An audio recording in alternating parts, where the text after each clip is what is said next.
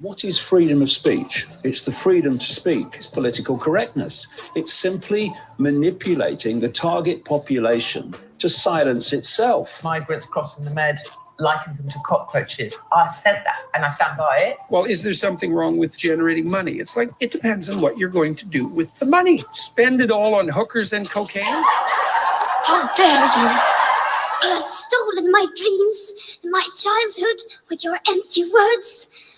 And yet, I'm one of the lucky ones. Many media outlets, many platforms don't really want to give me an opportunity to speak, just want to write slanderous articles about me without interviewing me in the first place. So I take every opportunity that I can get to speak. Puts me in a box. It reduces me. I do not have any hate for Greta. It is not true that most scientists agree that climate change is being man-made. All night. All night. All night. All night. All night. All night. All night. Only need a call plus me. All night. All night. All night. All night. All night. All night. All night. Only need a call plus me. All night. All night. All night. All night. All night. All night. All night. All night. Only need a call plus me. All night. All night. All night. All night. All night. All night. All night. Only need a call plus me.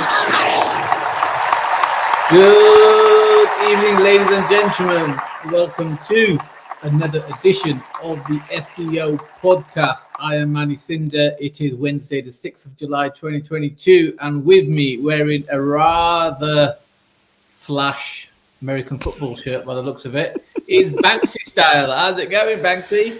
Hello, hello, hello. Yes, it's going well. Hello, my darlings. Yeah, this is actually from Los Angeles. Many years ago, this was bought, and when I bought it, this was very big for me. This was like a massive thing. Now it's still big. It's still big, but there was a time where I actually squeezed into this, and it was just tight. It was amazing.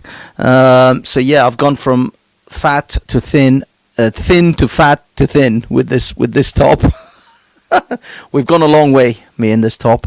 So how's it going, Manny? How's life? I am drinking some Hendrick's gin and tonic. I'd just like you to know, with a rather fit. The one that stinks. the Cyclops or the two eyes at the top. This is degenerate. This is degenerated rather quickly, this show. All right. So let's just tell everybody what's happening today. Right, we're going to be discussing three things, and then we're going to open up the panel, and then we're going to let mayhem loose. Commence. Having said that, there's a much bigger show planned next week. We're going to be discussing. This is next week. We're going to be discussing the Nazification of the right wing. But today is another day, and today we're going to be discussing three things. We're going to go over gay pride. Banksy, you were missed at the gay pride. Yeah, unfortunately, I was predisposed, and I couldn't. What were you doing? What were you doing? Because I just heard that Banksy is not around on Saturday, and I was like, what? So tell us, what were you doing? I was spending some valuable time with my loved ones, family. You were on a date, weren't you? That's what it was. It was a date. No, it was literally time with my brothers and mum and family. You were with family. Okay, but I've got a question for you. Something that came into mind. I thought, God, Banksy can talk, right? And so I was wondering, and it's just one of those weird questions. So when you're dating and what have you ever been in a relationship where you talk less than the woman? When I talk less than the woman? Yeah, so have you ever met a woman that can talk more than you? What I found was women have are like sprinters when it comes to conversation. They talk fast and they run out of steam a lot faster than I do. I'm in the long haul, so by the time they've basically shot their load, I'm still going. So I've got longevity while they have a lot to say in a smaller amount of time. Although to most men that sounds like whinging and they're just like in their ear all day, but actually for me it was like, you're a part-timer at this. Let me show you how it's done. I swear, one time I was on a date and I was admittedly nervous, and I talked for so long and so much that she was like, I thought you were going to have some kind of heart attack or an aneurysm. I honestly didn't know if you were ever going to take a breath in the next hour. You talk more than the women. I talked more than that woman, that's for sure. Although she was lovely, and we had a nice relationship afterwards. So she wasn't like this was the first date, and I was a bit nervous, and I just went into like insane shit that I was looking into, which was quantum physics and M theory and stuff at the time, and I just went into it. I just dove right in, and she was just like, was that the sweet pillow talk that you're? That's what it was, man. That's the one that gets him in the sack. If you ever want to get a lady in the bed quick on the first night, gentlemen, quantum theory, M theory is where it's at. Basically, you talk them into a coma. It's kind of like the roofie of conversation. All right. So we are going to, let me start playing this. Big up Sam M. Big up Sam M. All right, let me just speed it up a bit. So I was looking for this video. I couldn't find it. So I was the camera guy at. This is your Pride. I thought you were talking about the other thing. Okay. This is your Pride video. No. Yeah, I found these. These were all over the tubes. So I was there relatively early. I know it doesn't look like it, but way before the actual demonstration started. This was a cordoned off area, which nobody was allowed in apart from through one single entrance. But a lot of things came to mind. I had a lot of realization while I was there. First and foremost, we're losing a lot of good women.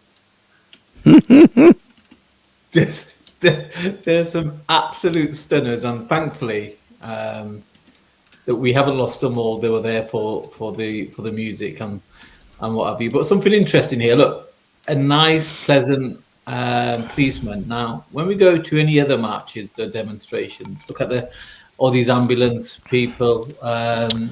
You'll see firemen in a short while, and basically all these public servants. And it occurred to me, like, why do we never see these type of things when we go to any other type of demonstration? But why are they basically pumping taxpayers' money that we pay tax for into for example, the St. John's ambulance, the fire service, and all these other public servants to pay, because it costs to have a tent here and what have you, and you'll even see during the demonstration that the ambulance and the fire truck was kitted out to resemble or certainly promote gay pride. We've never see that in any other type of demonstration. But before we get into that, I just want to say that I've never been to gay pride before, and I only ever skirted around it, so I had to drive around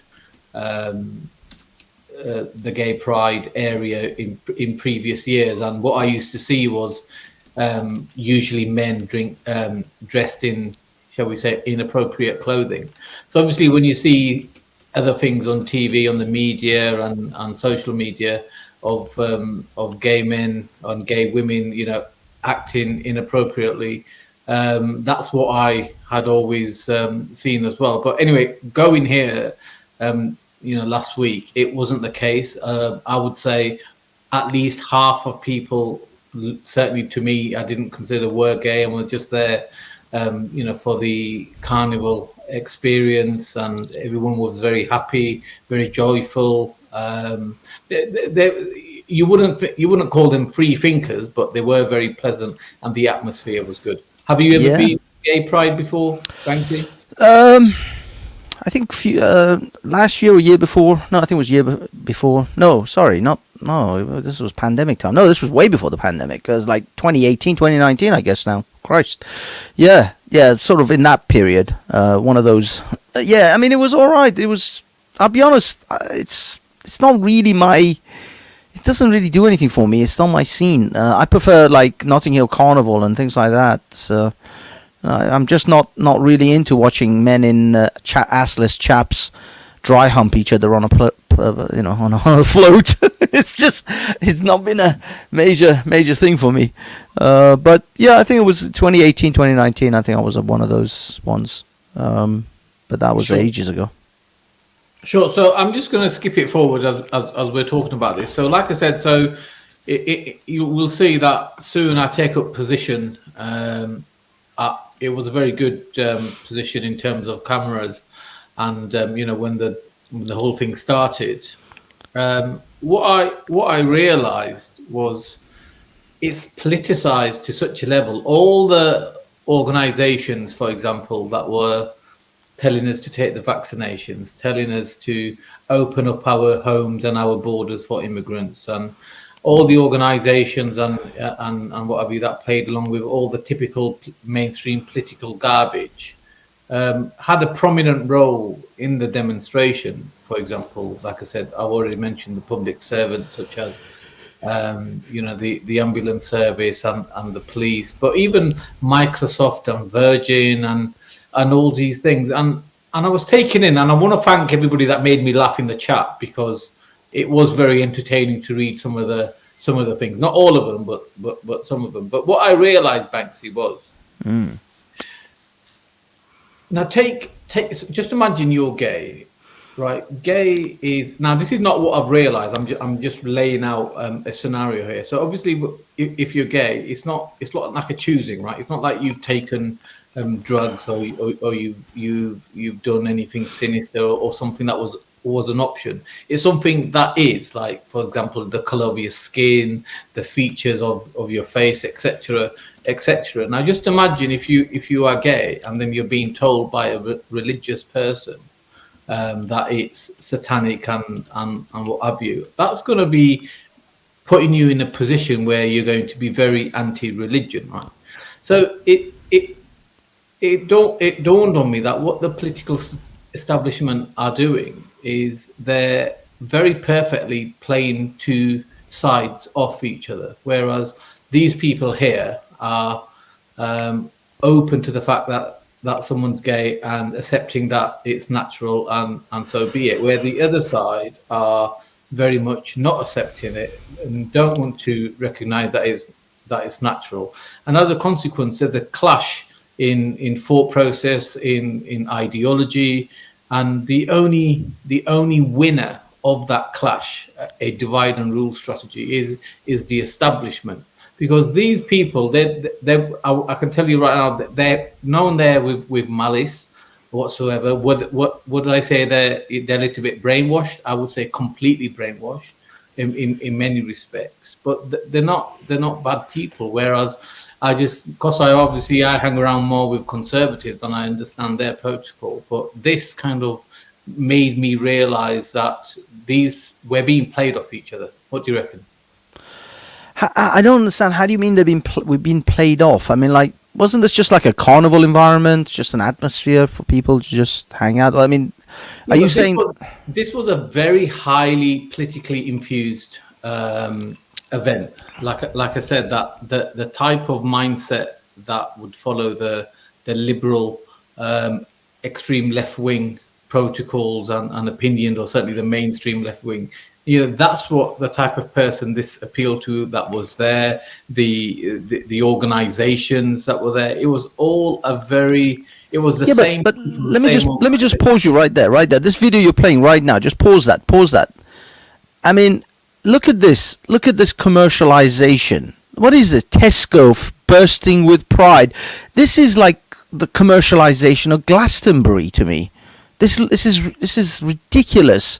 All these corporations just shoving their logos in your face and co-opting effectively this movement. I mean, this is what I hate about this more than anything.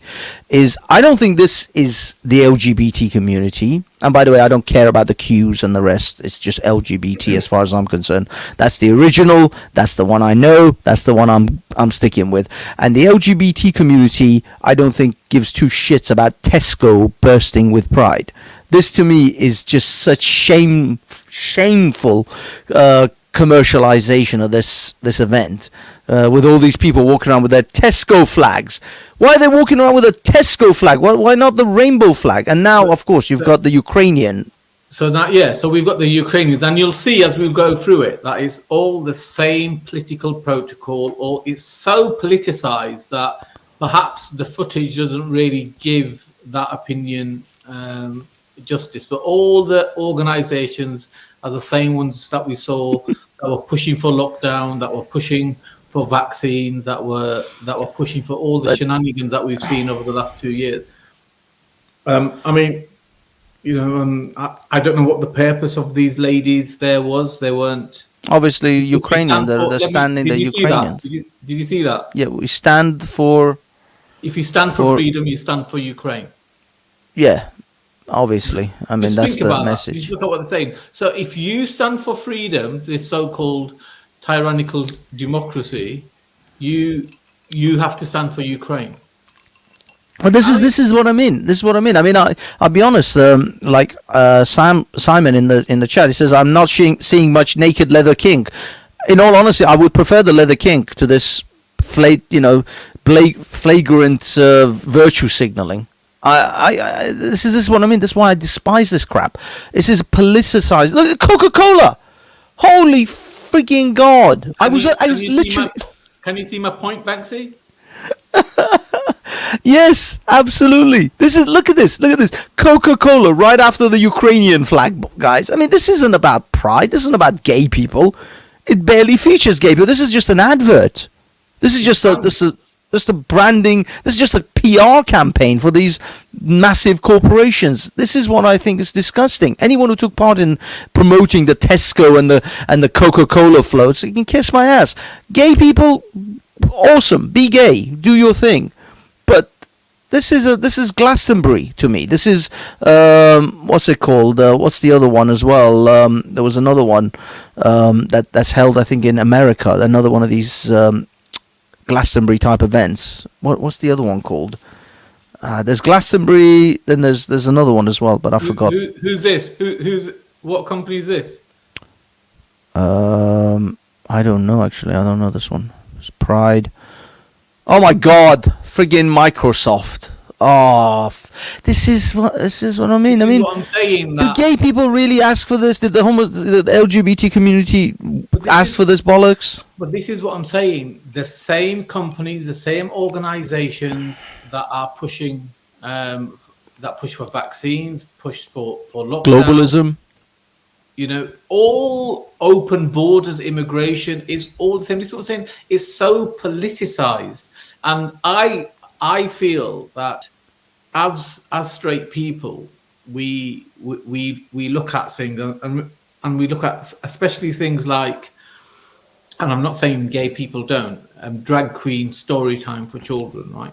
So, but at the same time, the gay people are being shown that those that oppose drag queen story time or are not comfortable being around gay people are bad people. So it's actually they're clashing. Where the truth of the matter is that most people, nearly every single person, are happy for anybody else to go about their own business, right? The fact is that we're being made to clash by our children being taught this ridiculous education about, you know, whatever, which, you know, we don't want our children to do, and things like this are being thrown into our faces. So it's an actual forced reaction, and what happens is the tyrannical masters and the media and what have you, they get to go away and say, look, that person or that group is not open, they're not caring, they're evil, they're doing a hate crime, it's abusive,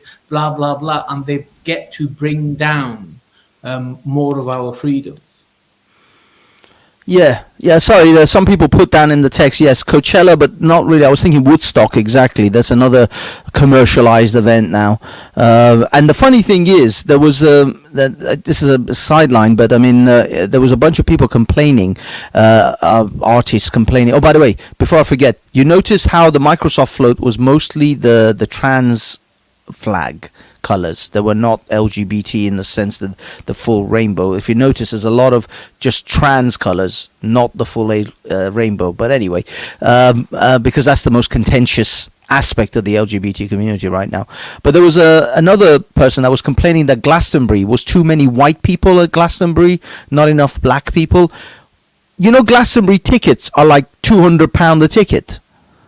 Who's one of these people who want to virtue signal by complaining about not enough black people? Well, go and buy from black people. This £200 tickets, love. You go ahead and do that. Hell, I'm a person of colour. I'd like a Glastonbury ticket for free. I'll go to fucking Glastonbury if you're going to buy me the 200 quid ticket. But if you're not going to buy me a ticket, then don't complain why there aren't enough black people. Oh my God, Taffy put in 450. I thought it was 200 quid. I was sure it was.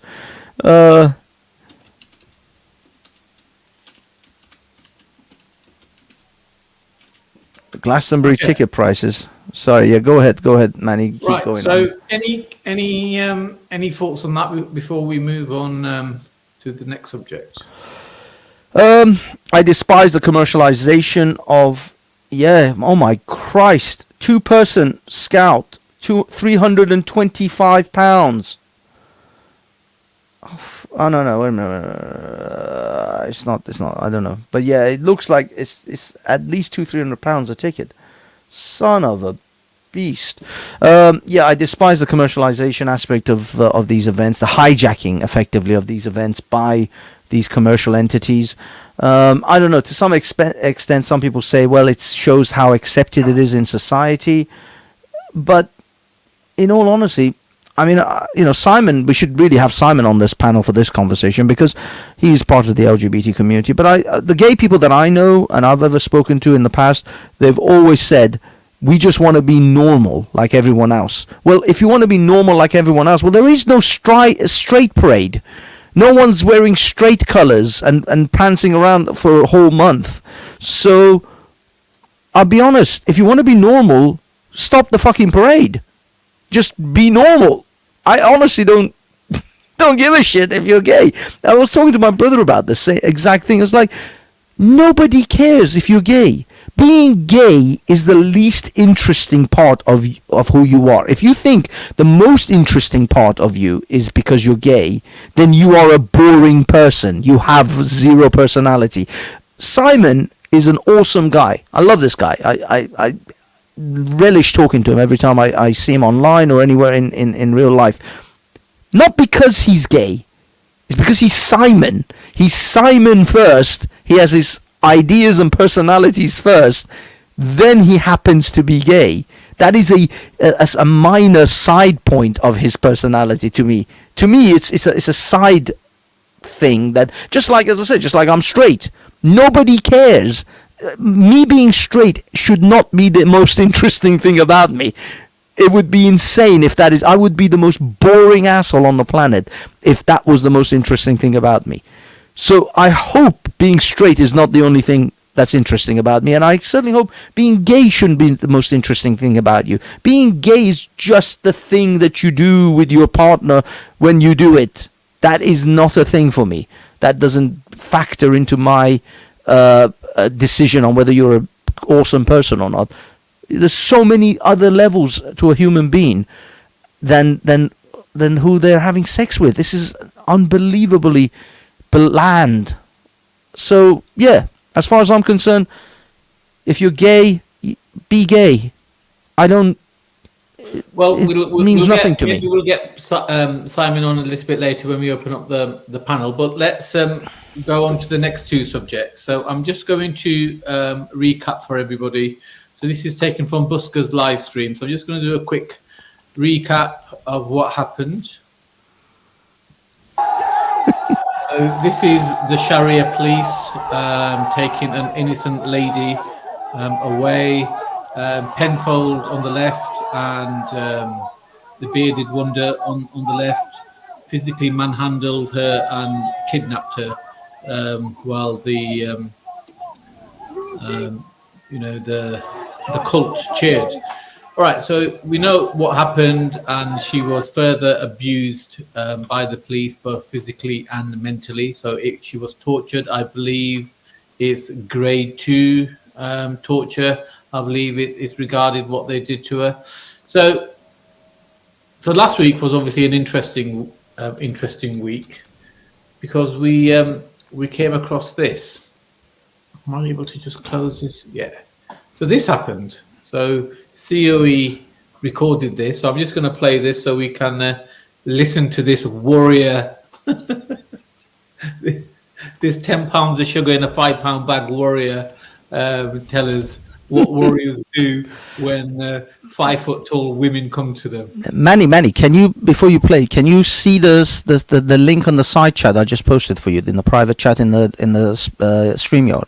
I can now, yes. Yeah. Grab that link and play this afterwards as well, please. I'm not your bitch. You don't tell me what to play. Okay, no Play problem. for fuck's sake.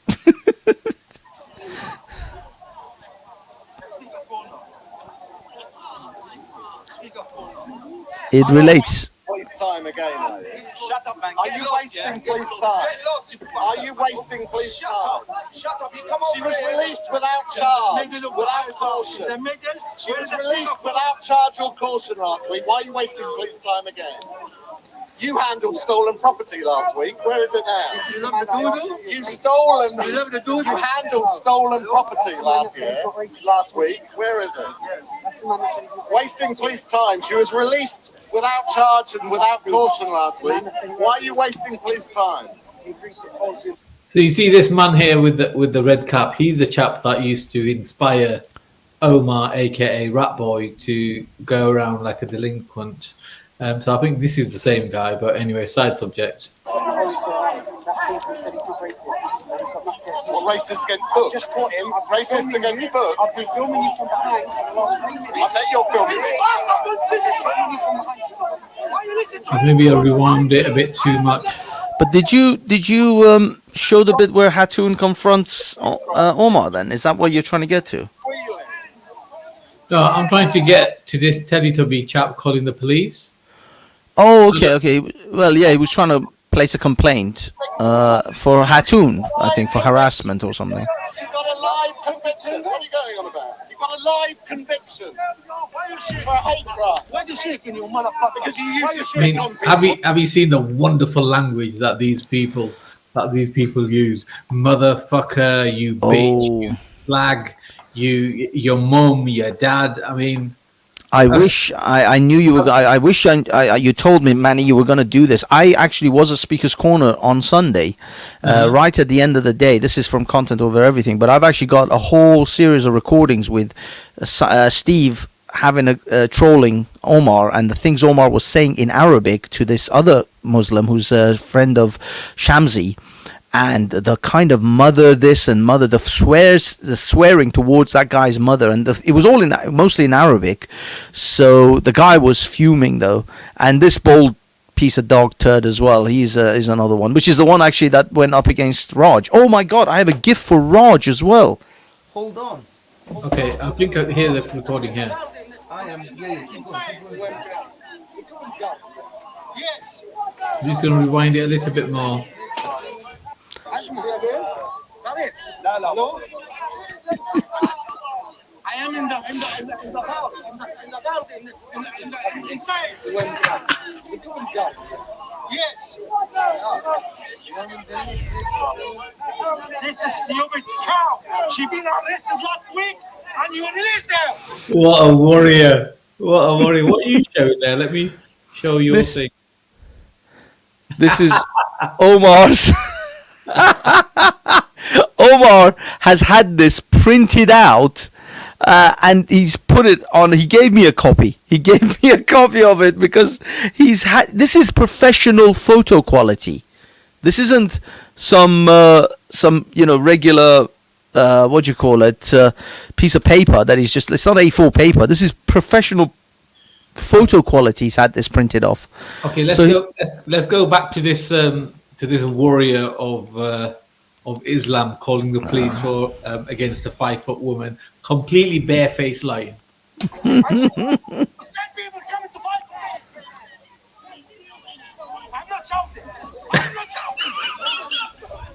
I'm not shouting. While he's shouting. You're not wasting police time again, are you? So, do you recognise this boy here? Yeah.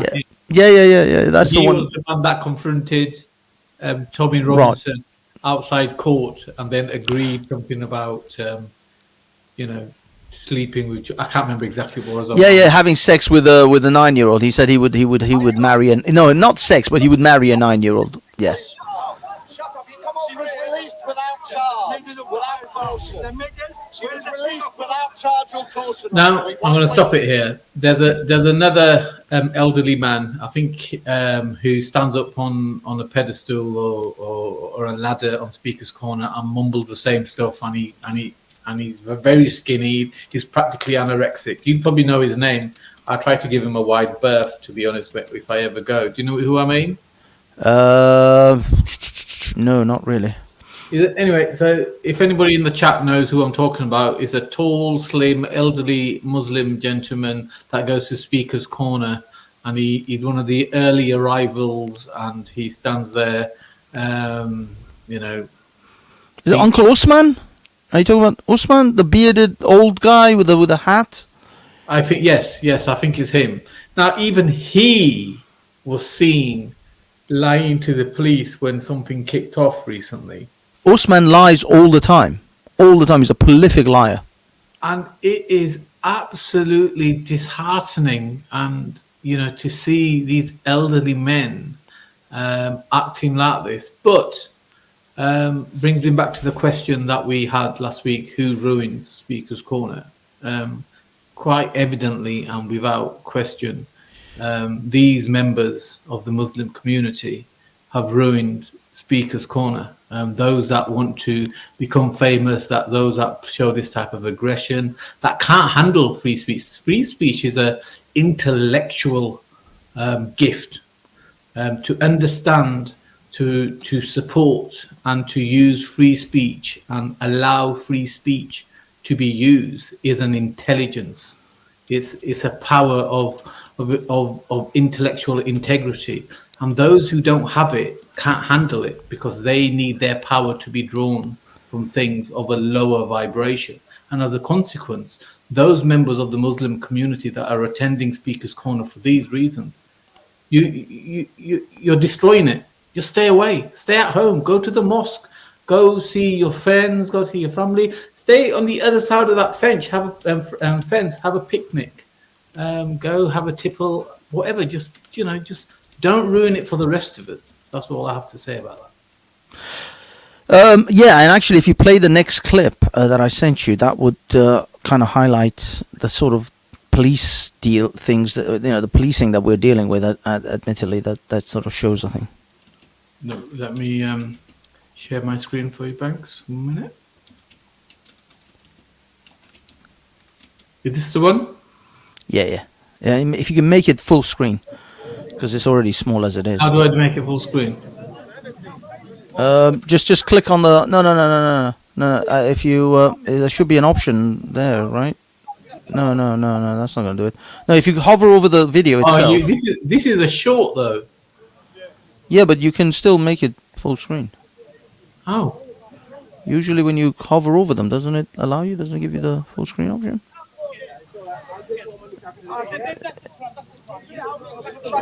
Never mind. But I don't know if you notice, that is Hatun's Quran. Right. Oh yeah, you're right. YouTube doesn't allow. Okay, so this is the Quran that's being retrieved.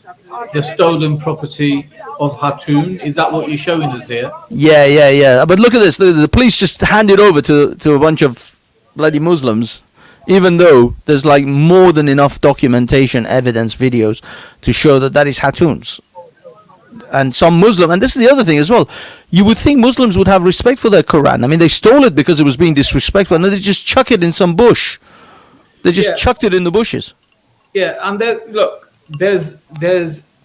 on the, it's all fair and dandy pointing out the intellectual capabilities of the Muslim community that attend Speaker's Corner for this purpose. I'm not saying all the Muslim community. I'm talking about these type of people that do this type of stuff. But we also got to point out that Hatun isn't necessarily acting like a respectable person anyway. There's more than a million ways to critique the Quran without drilling holes into it. You clearly are inciting some kind of aggression towards yourself. I don't ever think that's ever required. Yes, you can do it. It's your freedom to do it. That's fine, right? I get that. But there was only going to be one type of reaction that you were going to get from the Muslim community, because they haven't reached a point where they can see this type of thing. And I'm sure that's with other religious communities as well, but obviously the Muslim community had an extreme example. Yeah, I mean, but you, Banksy, you're the type of person that thinks free speech is not worth having unless you can do whatever you want with it, right? Well, the thing is that even the British, I believe one of the high courts in Britain, which was Speaker's Corner Steve was talking about, acknowledged, and in America they've also acknowledged this. Anyone who examines freedom of speech acknowledges freedom of speech is also the freedom to offend. It isn't the freedom not to be offended. You don't have the right not to be offended. The whole entire purpose of freedom of speech is that what you say and I find offensive is on me to deal with, not on you to not say it. I have to find a way to deal with your offensive things. The fact is, if it was up to me, I would ban Dawa. I would 100% ban Dawa and the Quran from Speaker's Corner, from the whole country, because I'm not a particularly freedom of speech kind of guy. But luckily, the country that I live in respects freedom of speech and allows your Dawa, but you also have to allow my filthy mouth and the shit that I might say that you might not like. That's how it works. The door swings two ways. It's not just yours. This is the problem with these Muslims. They're like, well, and the funny thing was, when Raj was on Jordan M's panel, this Abbas guy was talking about, well, you know how in Germany they started making pictures of Jews and how they were evil, and that encouraged them. Yes, that's to do with people. If people draw cartoons of Muslims being evil and disgusting and we shouldn't go anywhere near them, then I would say, yeah, that's propaganda towards hating on Muslims. But nobody's drawing pictures of Muslims. We're criticizing Muhammad. Even in Second World War Germany, you were allowed to criticize, now, when you're not, in some countries where it's illegal to have anti-Semitic books and anti-Semitic material, you can still draw cartoons of Moses, you can still draw cartoons of Abraham, so that doesn't change. Abraham and Moses are not banned from being depicted in cartoons or talked about or belittled. You guys want blasphemy laws. You don't want control of hate speech. You want blasphemy laws. You want to interpret the blasphemous words of people who don't believe in your God and your Muhammad to be hate speech. That's what you're trying to conflate it with. But that is not how it works. Nobody's talking about hating on Muslims, but we will talk about your Muhammad, and we will talk about your Allah and all your precious, Abu Bakr, Uthman, Omar,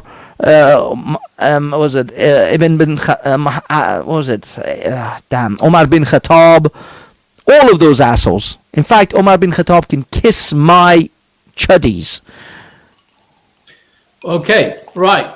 Next subject, and we're going to open up the panel once we've had a quick discussion. So this happened.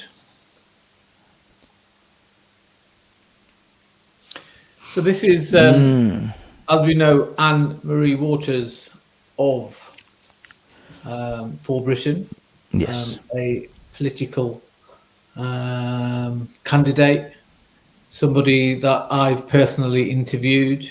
So a lot of the things that she's said and done, I've been in agreement with. Somebody that I thought genuinely wanted the very best for Britain.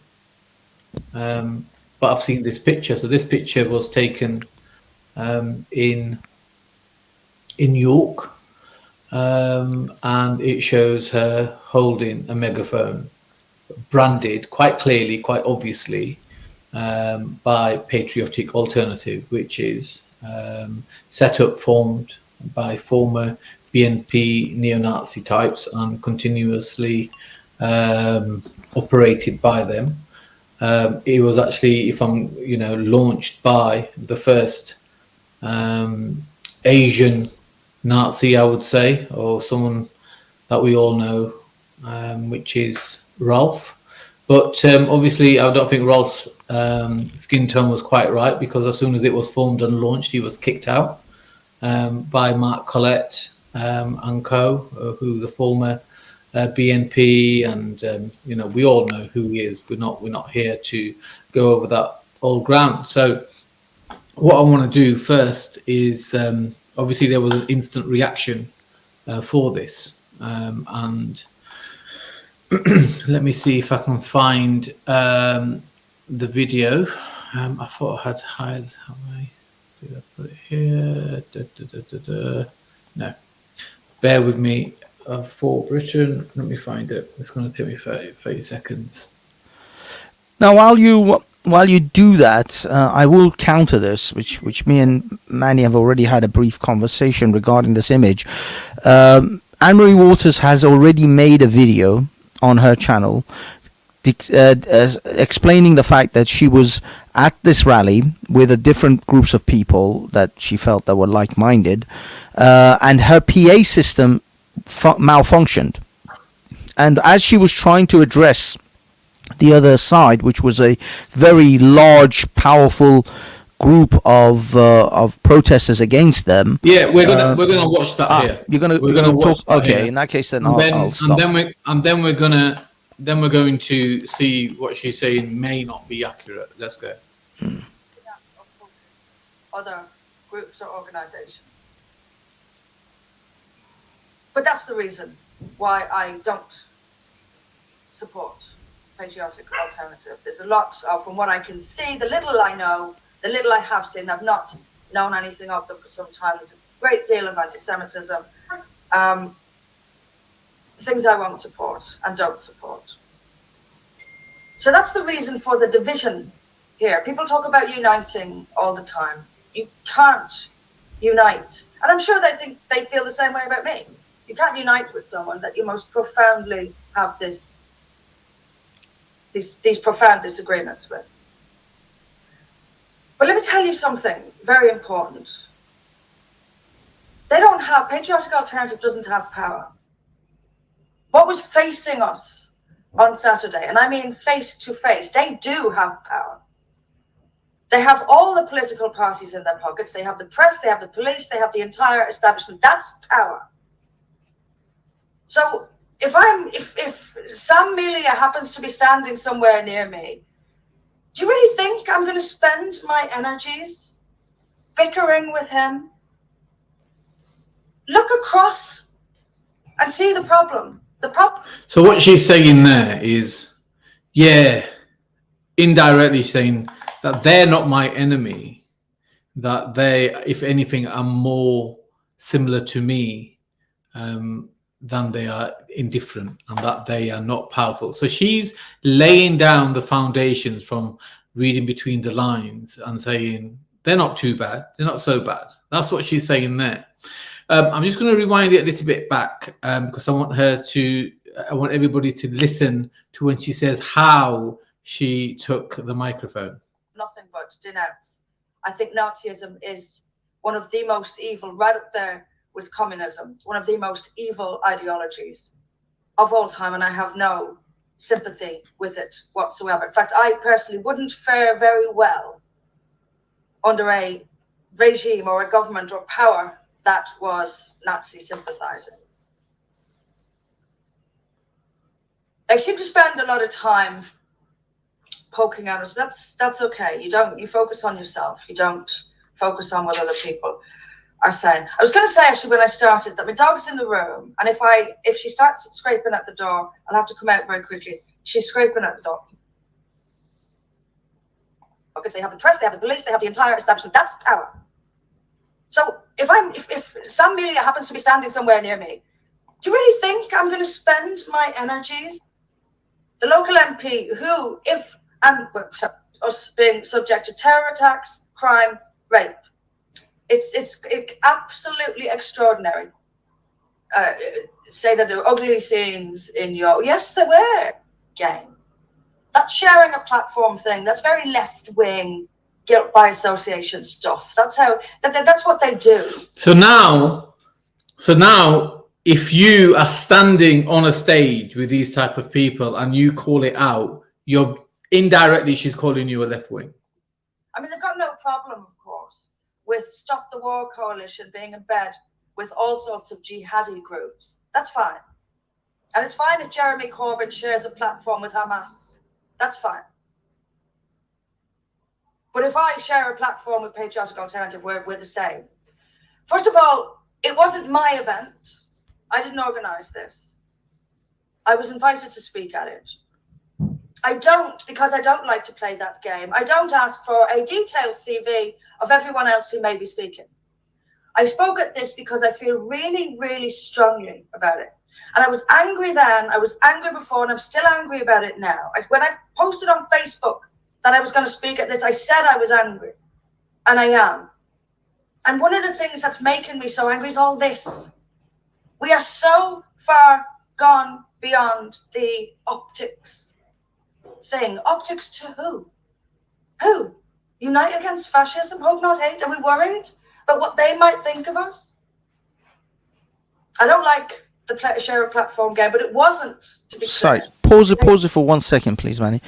No, the problem is she knows the political game and how it's played, and she knows how optics play a part in all of these things. So I am very, very surprised at this naivete, or at least the pretense of naivete that Anne-Marie is showing here. Now, don't get me wrong, I'm not saying that she is in any way in league with them. You, Manny, seem to have a different opinion on that. I still don't believe that Tommy and Anne-Marie are in any way connected with PA, and I think that they still hate them because the last time the Tommy did the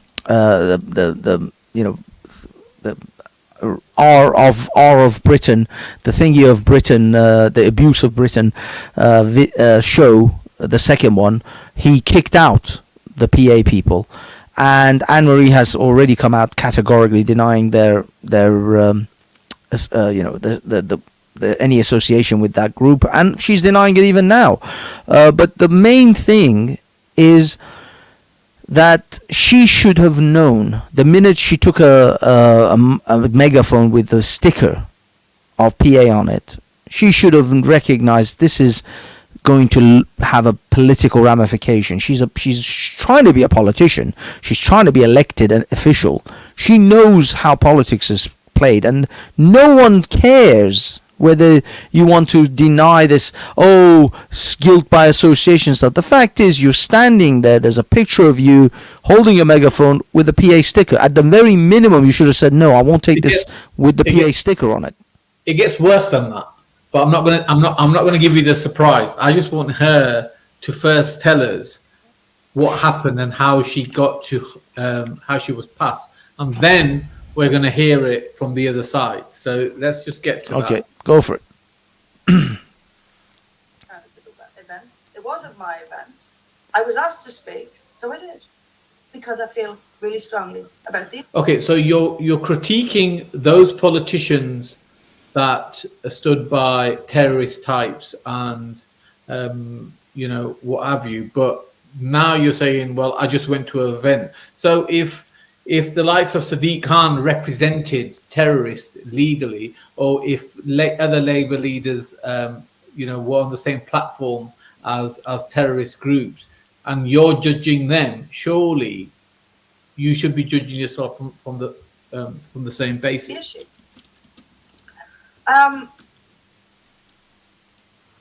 As for the megaphone, the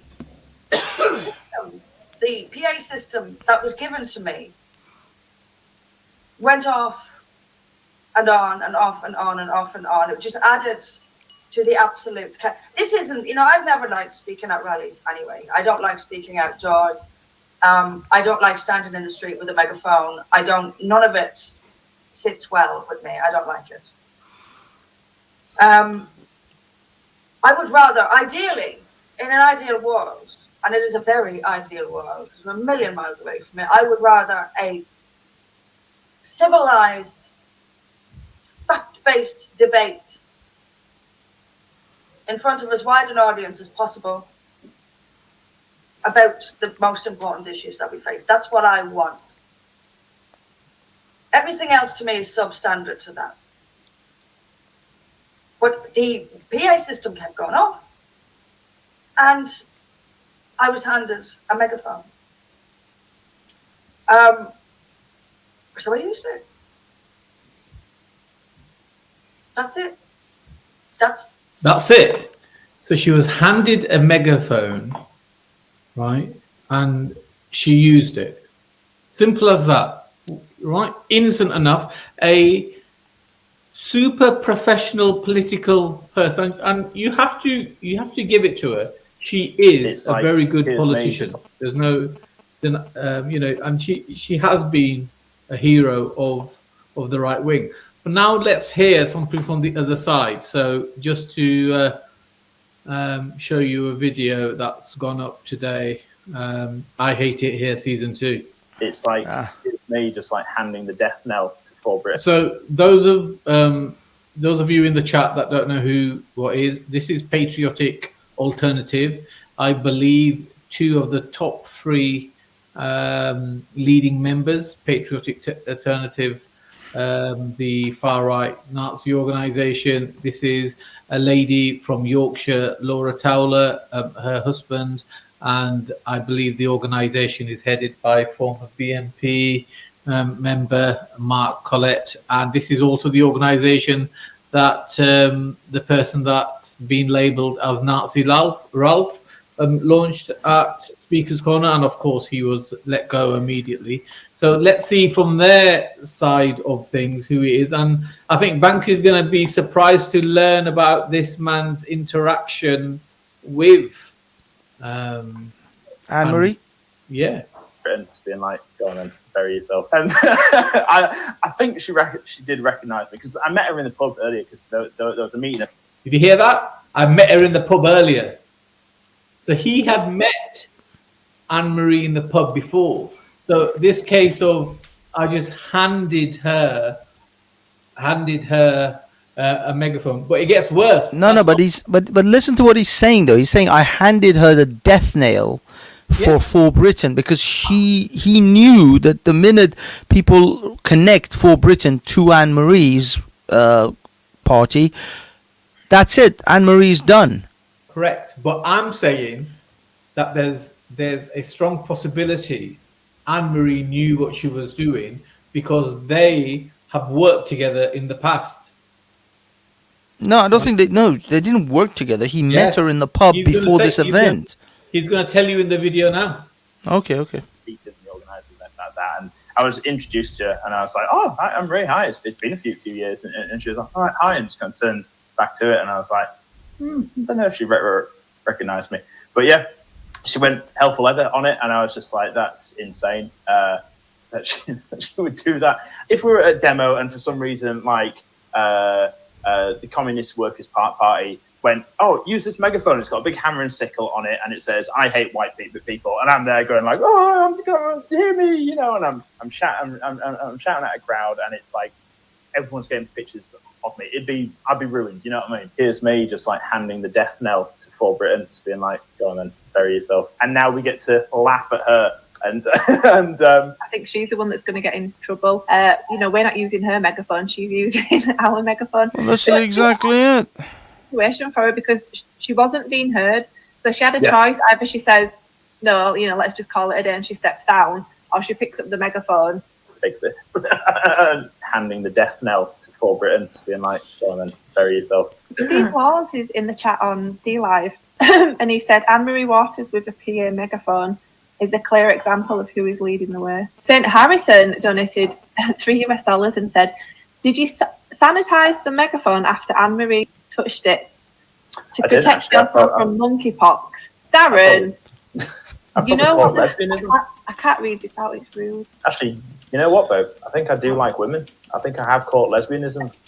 Right. So, and then we go back to the previous video. Scotland is so corrupt. And then we look at the comment underneath that video. Let me just get rid of this live chat.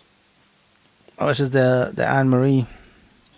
Yeah, I don't know what's happening with this. How do we get rid of this bloody? Because you've squashed everything up, so you're gonna have to put it in regular screen and then be able to get rid of that. Okay, Actually, well, there it is. If you scroll down a little bit. You got comments. Where are the comments?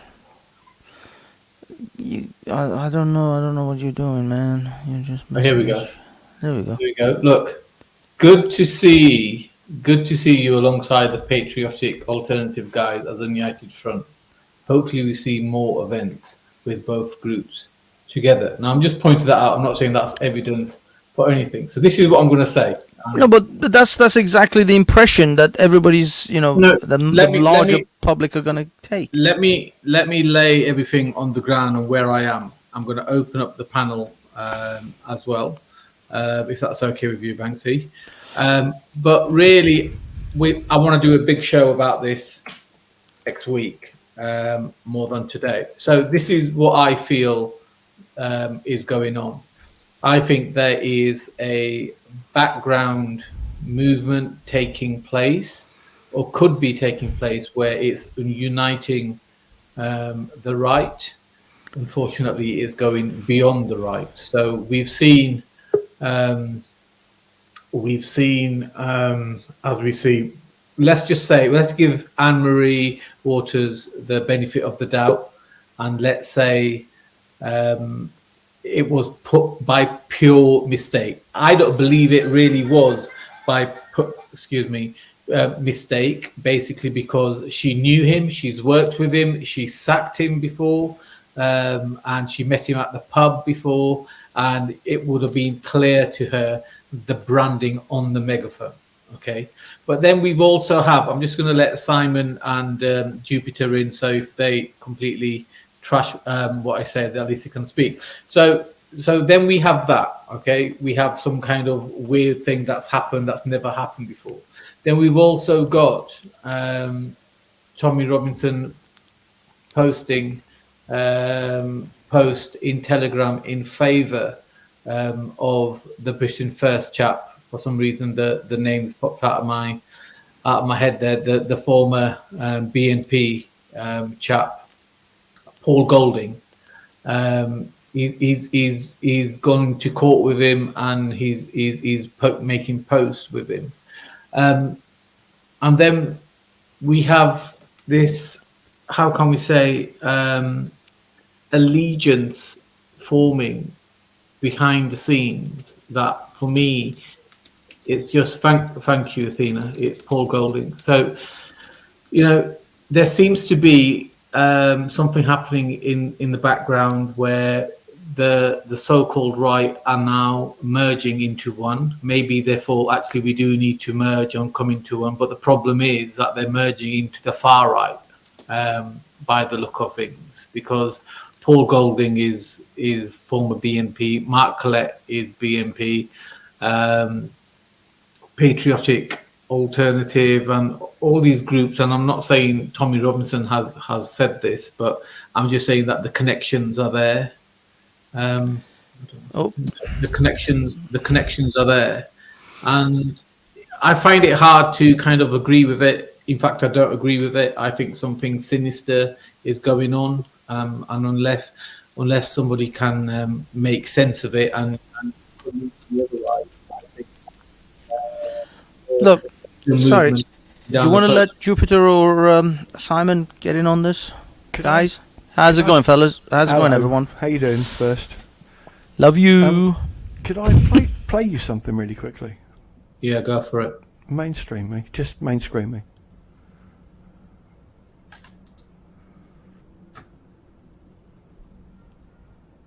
Can you mainstream me?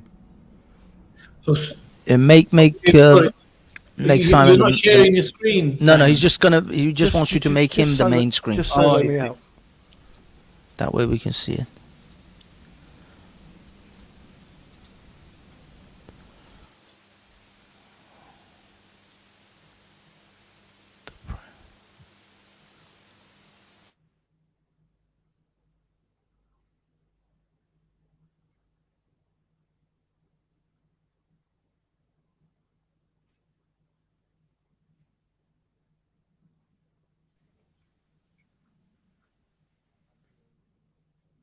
Okay, Simon, the music isn't playing. I hope you know that. But, I mean, this is just text, so it's not a major thing.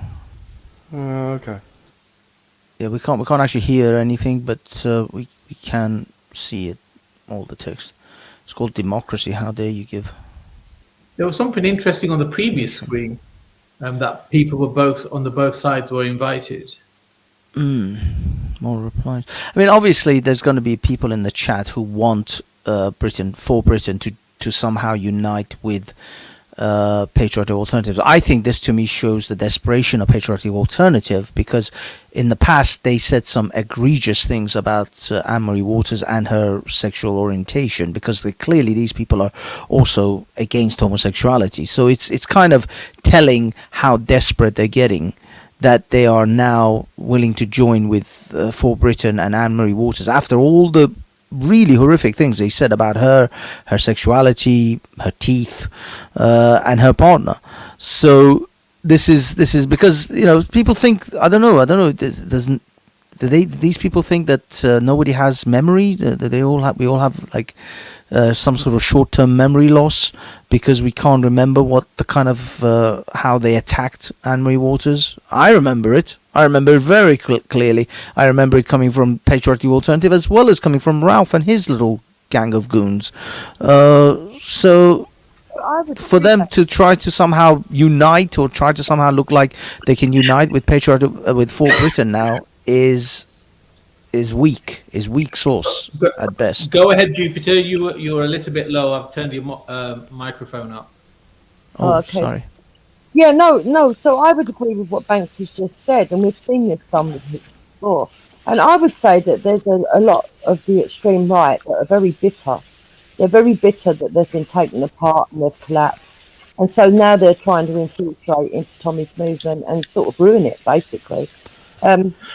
I do think that Anne-Marie Waters should have been wiser. I think that she should have, instead of doubling down, have said, "I apologise. I should have covered it." But then, how could she not know at the time? So I think she's made a very stupid mistake, a big mistake, and I think it's going to be costly, actually. And what do you think about Tommy promoting Paul Golding? Is your opinion about Paul Golding similar to your opinion about the likes of Patriotic Alternative? When you say promoting, in what way do you mean promoting? Well, he posts. I've seen a couple of posts where one post is wishing him good luck at some. I think he's going to court or something. And there's been a few occasions where, on the passing. I mean, I've only seen a few things on Telegram. I don't religiously go to Telegram. I'm hardly on it. To be honest. So I'm not an ethno-nationalist, but I like Banksy and you and others on these channels have spoken to many ethno-nationalists, and there are some things that I would agree with them on. And so if it was something that I politically agreed with, I don't know what post you're referring to. I mean, for example, if I thought somebody was getting carted off for something that they shouldn't, I mean, take Khatun for instance. I'm not a Christian, I'm not somebody who's up there pushing Christianity at the furthest end like she is, like an evangelist or whatever it is she stands for. She is what I would call a crusader Christian. And so for her to, but for her to be taken out of the park the other day, when she was in the right, I would stand by her tune. That doesn't mean I agree with all her principles. So I don't know. I think people are losing the art of being nuanced, understanding, and I like somebody said, when Anne-Marie actually, I think it was, who just said, guilt by association. You know, that's a disgusting thing that people keep doing, and it's something. If I sit on a panel with you and have a debate with you two, people won't say I agree with everything you two say. But the minute it's somebody that's hardcore, ethno, extreme, even if it's a black extremist, they will suddenly say that you agree with that extremist. And this is where there's hypocrisy, and it's disgusting. The problem is, Jupiter, this is the thing. You can't, you see, this isn't about whether we can see through the nuance or whether we can explain or recognize that this wasn't something that Anne-Marie's actually in line with. This is about public perception. This is all about public perception. This is why, I mean, I'll be perfectly honest with you. I don't think this will damage Britain First, because Britain First is already dying. This is a DOA party. It's just that this may be the final or last few nails in that particular coffin. I personally think she started putting the nails into the coffin when she actually brought Tommy on board. Now, I'm not an anti-Tommy guy, but Tommy is a poison chalice. Anyone brings Tommy on, politically they're committing suicide. Look at what happened to UKIP, and people should have learned from that. But I'm sorry, but that's what the general public think of Tommy, and so that your party is going to die if you bring him on board. And I think Tommy is best standing alone as an activist and journalist. Exactly. As a result of this, there are people from For Britain promoting Patriotic Alternative on Twitter. It looks like shit. It really does. There's a huge lobby to unite the right. It's literally putting people in danger. Anyone saying, oh, I might agree with some of their policies, really doesn't matter at this point when there's people from National Action in court going through trials. You've got Sam Melia, all his devices seized. He's on a tag. The entire fucking organisation is infiltrated with both media and police. But the PA organisation? Yes. It's been in the Times, it's been in Dispatches. Just the mere suggestion of teaming up with those people is utter fucking lunacy. Kenny Baker advised everyone... hold on. Kenny Baker advised everyone to make encrypted hard drives and to put like a Red Watch 2 hit list of companies and individuals onto that hard drive. They bundled someone in the back of a car and made it a kidnap. That is not a political organisation. The mental health fitness officer is currently in a Spanish prison awaiting export to fucking England. And people are advising people to unite with that party. Really? Who? So I never said anything about uniting with PA. Okay. When I spoke about nuance, I was talking about Paul Golding, not Anne-Marie Waters. Yeah. I'd already agreed that I think that what Anne-Marie Waters did was very stupid and it was going to be costly to her. So enough. I mean, the thing with Paul Golding, although whether Tommy Robinson's chums with him or not, it doesn't really matter, because Tommy Robinson, again, is not trying to become a political, I don't know, but I mean, he certainly isn't now trying to become a political figure or a politician. Anne-Marie is. Now, you know, Tommy can hang out with all the scum on the planet. I personally think Paul Golding is a piece of dog shit because he's a woman beater, and to me that categorically puts you in my bad books. You're not getting any Christmas cards from me. But whether Tommy wants to be chums with him or not is irrelevant to me. Sorry, Manny, you're on mute. So this is my point. So Paul Golding is linked with Tommy, and Tommy with Paul Golding. Tommy's linked with Anne-Marie Waters. Now Anne-Marie, by we're going to give her the benefit of the doubt, but in my opinion, I'm not too sure. But let's just say there's some kind of she's been speaking on the same platform as Patriotic Alternative. There's connections here. There's something being built, and my gut feeling is that maybe someone's orchestrating, let the right unite type of situation that could be happening. But the problem is with this, it's a no-win situation for them, because uniting with the Nazis is a no-win situation, and I'm just scared of just. He goes and unites with those Nazis, the damn right fools, because they will be the next lot arrested. Let them go do it. Well, my only fear, sorry, Banks, just one more thing. My only fear with the things that I'm hearing, and it's not just about this uniting with the Nazis, a few other things about certain people and some of the evidence that's been given to me. My fear is that all the hard work that's been done and shown to people when it comes to things like grooming gangs and crimes of that nature, it's just going to get flushed down the toilet, and that's my biggest fear, because there could be an environment created where girls or individuals and families will be so scared to come forward, and you've got to remember that how are they going to get their information and the deeds that are done against them out to the people if they don't have confidence that people are behind them? What, to the police, to the government? They're joining those grooming gangs in doing those type of crimes at some occasions. Yeah, I totally agree with you, Manny. It's already happening. The politics has gone crazy.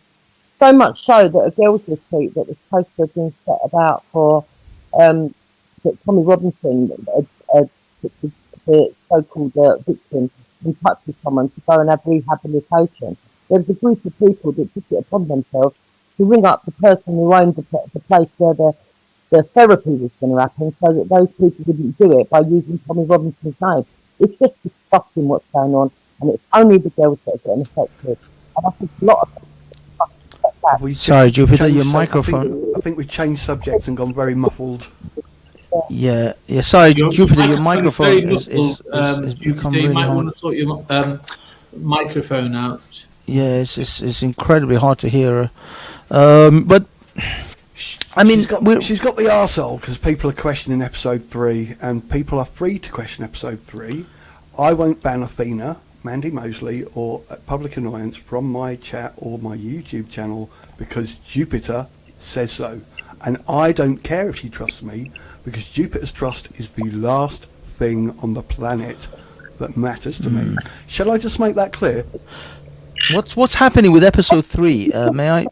Oh, sorry. If you like, Simon, that is not at all what I've got the arsehole about. I've got the arsehole because actions that people did actually impacted them. People also. And your friend, Moon, made an honest mistake, didn't she? But you came online and said that I deliberately lied to you. And you will have egg on your face, my dear, and that's all I'm saying. My face. I don't like you. I don't trust you for what you did. I don't care if you trust me. I don't care if you like me. The truth will happen. The truth will come out, and you will have egg on your face. What egg come out? What egg come out? And I've got egg on my face. What are you on about? Why are you making it about me, egg Simon? on your face. Big Have I? disgrace. Kicking We your got some. I don't know what's going on here. I'm not privy to this conversation, so I don't even know what's exactly going down. Is this like? I guess there must be some things behind the scenes to do with the episode 3. Simon, can anyone clear this up? I'm completely lost. Well, Simon can give his version, and then I'll give you mine. Can you hear me? Hello. Yeah, hello, Wendy. Turn your microphone up, Wendy, because we know you don't like being ignored. So your volume is on full blast. Can I give you a quick recap? Cheeky sod, Manny. Everyone's had Public Annoyance on their stream. I had him on once, along with Mandy and Athena. All right, in episode 3. Yeah, because I had a laid out. So you had this woman who was a supposed victim. Because I had a laid out structure. No, I don't know. But anyway, she wanted to become a therapist. So they found a lodge for her to go to, and what happened was, what's he called, Jupes? What's that guy? Public Annoyance. You know Public Annoyance, who you've had on here? Yeah. He rang up the lodge and it wasn't him. Told them that it was something to do with Tommy Robinson. The lodge then cancelled the week she had booked at this lodge to help, to try and help other victims.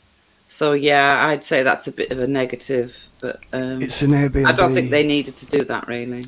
I don't think they needed to do it, but it was a lie. And as for Paul Golding and Tommy Robinson, they've always been friends, yeah? I mean, they used to go to trips to Russia together. Tommy Robinson told lies on episode 3. Is Paul and Tommy friend? They've always been friends. But episode 3 hasn't been aired yet. Yes, it has. Has it been? On Getter, yeah. See, okay. The big problem comes from when he said, I'll check with the owner, and then he greeted Sarah Rushton at the driveway, and they said, that's the fire They pit. go out to Russia together, to tell the Russians how bad Britain is. Am I on mute or something? Yeah. No, we can hear you, Simon. Sorry, guys. Try to give each other a little bit of space. So I can't hear Simon at all. Sorry. Oh, you can't hear him at all? No. Oh, that's probably why you keep talking while he's talking. I'll go on mute. I'll go on mute. Okay. No, it's okay. Wendy, drop out and drop back in. Hopefully that will fix the issue. Just pop out and pop back in and see if we can get that fixed. Typical woman can't hear a man. Boom. Oh dear, you're in one of those moods, Manny. I'll let Wendy deal with that, Manny. I'm not even touching that. But yes, Simon, can someone please explain to me what the hell's been happening? Because I feel like I'm so out of touch with all of this. Could you just give me a synopsis so I can catch up? So Tommy said, I'll get in touch with the owner, and it cut to Sarah Rushton greeting the two at the lodge, saying, this is our fire pit, and this is where, and making it look like their place. And it wasn't. It's an Airbnb that hadn't been booked in anyone's name at all. The owners are completely fucking horrified. No matter who contacted them, they're horrified that their business has been brought into jeopardy by Tommy Robinson. It's a great big sack of lies. Mike Stott has moved from veteran common law to veteran to victims of sexual abuse. They've got more companies than you can shake a fucking stick at. It's very complicated to explain in. Right, so I'll give you a run. Yeah, I bet you will. Okay. The nuance. Okay. No, it's okay, Simon. Let now Jupiter give her side of the story. The victim by the name of Sarah, who came out in episode 3. She claims that she was, and I believe her. She claims that she got pregnant at 14. She claims that she was groomed. Okay. Claims that she was groomed, and a connection to the grooming gangs that the angle to Tommy is the fact that the man that she ended up having a child by, she ended up living with, unbelievably. She ran away from home, but she was 14, he was 42, okay? Well, in fact, she was 13 when she ran away from home. She was 14 when she had the baby. She didn't realise till she got older that she was obviously evidently groomed, but from an outside perspective, it's quite clear, in my opinion. The brother of the person that she had the baby by has been convicted of sexual offences. Okay, that's how, and they're part of the mafia families. There's 3 families that Tommy Robinson goes on about, in Telford in particular, that have got tentacles all over the place to do with these grooming cases. And so that's her connection to it. Now, she originally says she didn't want to work with Tommy, but apparently... Nonsense, it's all a lie. They all know each other. I'm going to give my opinion. And it can be proved by Company's House, and we're all tired of listening. Afterwards, please. According to Tommy says that she originally didn't want to work with him, but then she changed her mind after she had her house attack. And an attack on her house was shown in the video. The attack was done because her boyfriend is associated with Danny Tomo. What is his problem? Then it cut to. I'm correcting you. Saying, you can do that at the end, Simon, when everybody can hear you. It's like, Simon, let us say a bit and then you can... Yeah. That's what I was saying. Let the Jupiter finish, and then we will go to you, Simon, for rebuttals. Yeah. Then it cut to her saying that her biggest dream would have been to have provided a retreat for groomed victims to go to, and she believes as a groomed victim that she could help give them counselling. But she's not a trained counsellor, but she could help give them counselling through her shared experience, and that she has helped other victims before. Okay. Then it cut to this couple that me and Wendy had once interviewed. This couple that have, in fact, done. They not only did therapy for veterans with PTSD, they claim they've also done common law police constable angels. They are called Guardians 300, and me and Wendy interviewed them before. They're a bit weird, a bit of a weirdy beardy couple, and they seem to be jumping from one cause to the other. Okay, now then it cut to Tommy Robinson at his computer looking over this thing where it cut to her going to meet these people, speaking to them and talking about having an arrangement with them for them to give her therapy and for her to then be able to go on also to be trained to be a counsellor, so that she could then train other girls to be counsellors, so that they could set up a retreat and counsel other girls that had gone through this stuff. Okay. Then it cut to Tommy Robinson looking at these three people meeting and saying that he was pleased that he'd arranged for them to meet up and that it all went well. But he noticed at the end of the thing, she'd said all they need now is somewhere to go for a retreat. And he happened to know somebody and he put them in touch. Right. That's where it ends there. It goes on. Then we find out from Simon, that apparently there's three companies. Okay, Simon can fill you in on them in a little while, and they're all to do with this overhead company, Naga, and then another one called Veteran St. Else, right? He'll explain those connections in a minute. On top of that, we were looking at that. I did a stream on it where we started looking into what Simon had told us, and Moon, who was on my panel, happened to find a post made by Danny Hoax-Jones. Danny Hoax-Jones was writing on Telford Exposed, and he's now reworded it, but he actually basically called this girl out and said she hasn't been groomed. There's evidence that she was groomed. She was fucking made pregnant by the 42-year-old when she was 13, and she's got a live child out of it at age 14 that proves it. So I don't know why he said that. He said it's because he didn't see it as a gang of groomers, but if they're all connected to the gangs all over Telford, then obviously there's a connection because they're actually blood related to somebody that's been convicted of it. And the 42-year-old is obviously groomed the 13-year-old to get her pregnant in the first place. But hey-ho, that's the reason why I had the hump with Simon, because he then had Danny Hoax-Jones on there and meddled in the middle of it all. Nothing to do with meddled? Did the little side observers dare to have people on their channel? Jones then brought on, a post, a recording rather, a post of a recording of a phone call. So basically text, right, of somebody, what they'd said. They've got in touch with these people that run that cabin and fucking, made them cancel the girls' therapy lessons at the very cabin that they were supposed to have gone to. That's why I've got the hump with you, Simon. Don't make it personal. Up until the other day, me and you might have gone back and forth with each other every now and again, but I actually thought you had integrity. You sat on your stream calling me a cunt. I let you on. You went away and you still called me a cunt. I was polite to you. Cunt. Now what? Freedom of speech, mate. Freedom of speech, mate.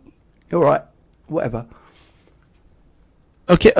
One thing I want to just quickly check. I'm sorry, Simon. A lot of people are saying in the text that you are only coming through the left channel. That is why maybe Wendy can't hear you. Wendy, can you hear Simon now? Wendy? Yeah, because I've put both earphones in. So Wonderful. Yeah. Okay. Guys, it's a free panel, so go for it. Whoever wants to go next. Wendy, do you want to go first or should I? No, I've had a say already, so you can go next. I mean, look here. When it comes to this situation, like that girl, I think you lot said that she was 13 and she was with a 42-year-old. I'm sorry, that to me is rape. You could call it grooming, whatever you want. It always goes back. All right, so can I just finish? So the point is this here: the people you're talking about, like that girl, she may be a really bad person. She might be a thief. She might be whatever. But does it take away from the fact that she was abused when she was a kid by a filthy pedophile? No, it doesn't take away from the fact. Now, she was groomed, whichever way you want to look at it, like a 42-year-old man going with a child who's 13, getting her impregnated. I'm sorry, you're going to mess that girl's mind up. Now, she's not a saint, yeah? And the thing is with Tommy Robinson as well. At the end of the day, if I find out, X, Y, Z and evidence given to me, I have no qualms about saying he's wrong, and I'll move on, which I have recently anyway. But the point is, that was he wrong about the grooming overall? No, he wasn't. No, but does Sarah Rushton and her boyfriend Anthony Wood have any connection to Tommy Robinson? I don't know about the ins and outs of all these kind of little nuances. The proof is on my screen, so it doesn't matter. But Simon, sorry, Mr. Proctologist thinks that you should pan your microphone to the center. I don't know what the hell that is, but you're sounding fine to me, so I just want to convey the message. No, but the main thing is, look here, there is a grooming epidemic in the north of England with Pakistani grooming gangs mainly. We know that in Telford there was a grooming epidemic. We know that that girl, she was basically raped by a paedophile when she was 13 and had a baby.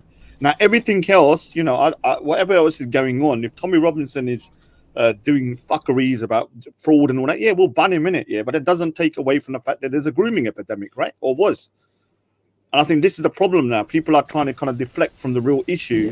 And just because Tommy... Sorry, Raj, before I forget, I just want to show you, this is a gift that I have for you.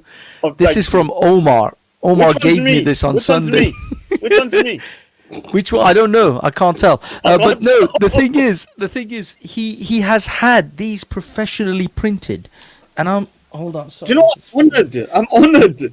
Next time he's I go had down these, there. and I said to him, I think, Omar, this speaks a lot about you than Raj, because you have gone out of your way to have these professionally printed. Imagine if he's wanking over them as well. I know. I just said, can you give me one that's clean? Gentlemen, Raj's show is tomorrow, not today. Yeah, mine is tomorrow. Yeah. Yep. Okay, sorry, I digressed. But I mean, I don't know. This Tommy thing is becoming a bit of a mess. I think everybody is ignoring this. The fact that the previous company was dissolved for not putting accounts in. There are people. What was the previous company? NAGA, CIC. Sarah was on the board of directors. And what's this? Is this Sooner? What was it called? This one that they operate on under Save. Scope? No, Scope. Save. They claim that they're not going to charge any money for it. The problem is, right, you've got to look at it like this.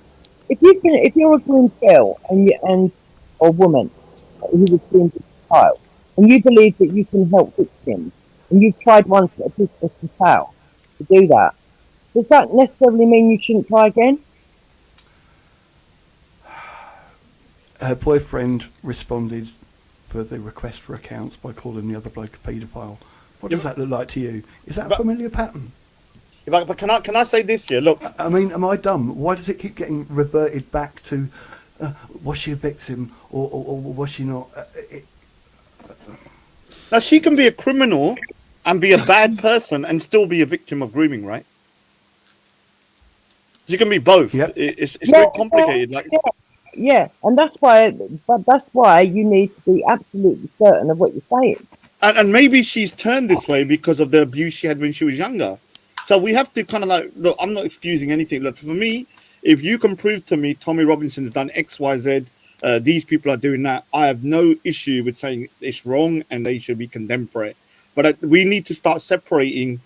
Okay, was there a grooming epidemic and was it exposed? Yes. Was there problems with certain things about extremism? Yes, there was. Now, if you then provide evidence, so people provide evidence that Tommy Robinson XYZ and did all this, it still doesn't take away from the fact that what he was saying about those issues was actually real. Yeah. The fraud and everything, look, at the end of the day, Tommy Robinson's the man in it. If he's effed up, he's going to have to face the consequences at the end of the day. That's not my issue about whether he's a saint or not.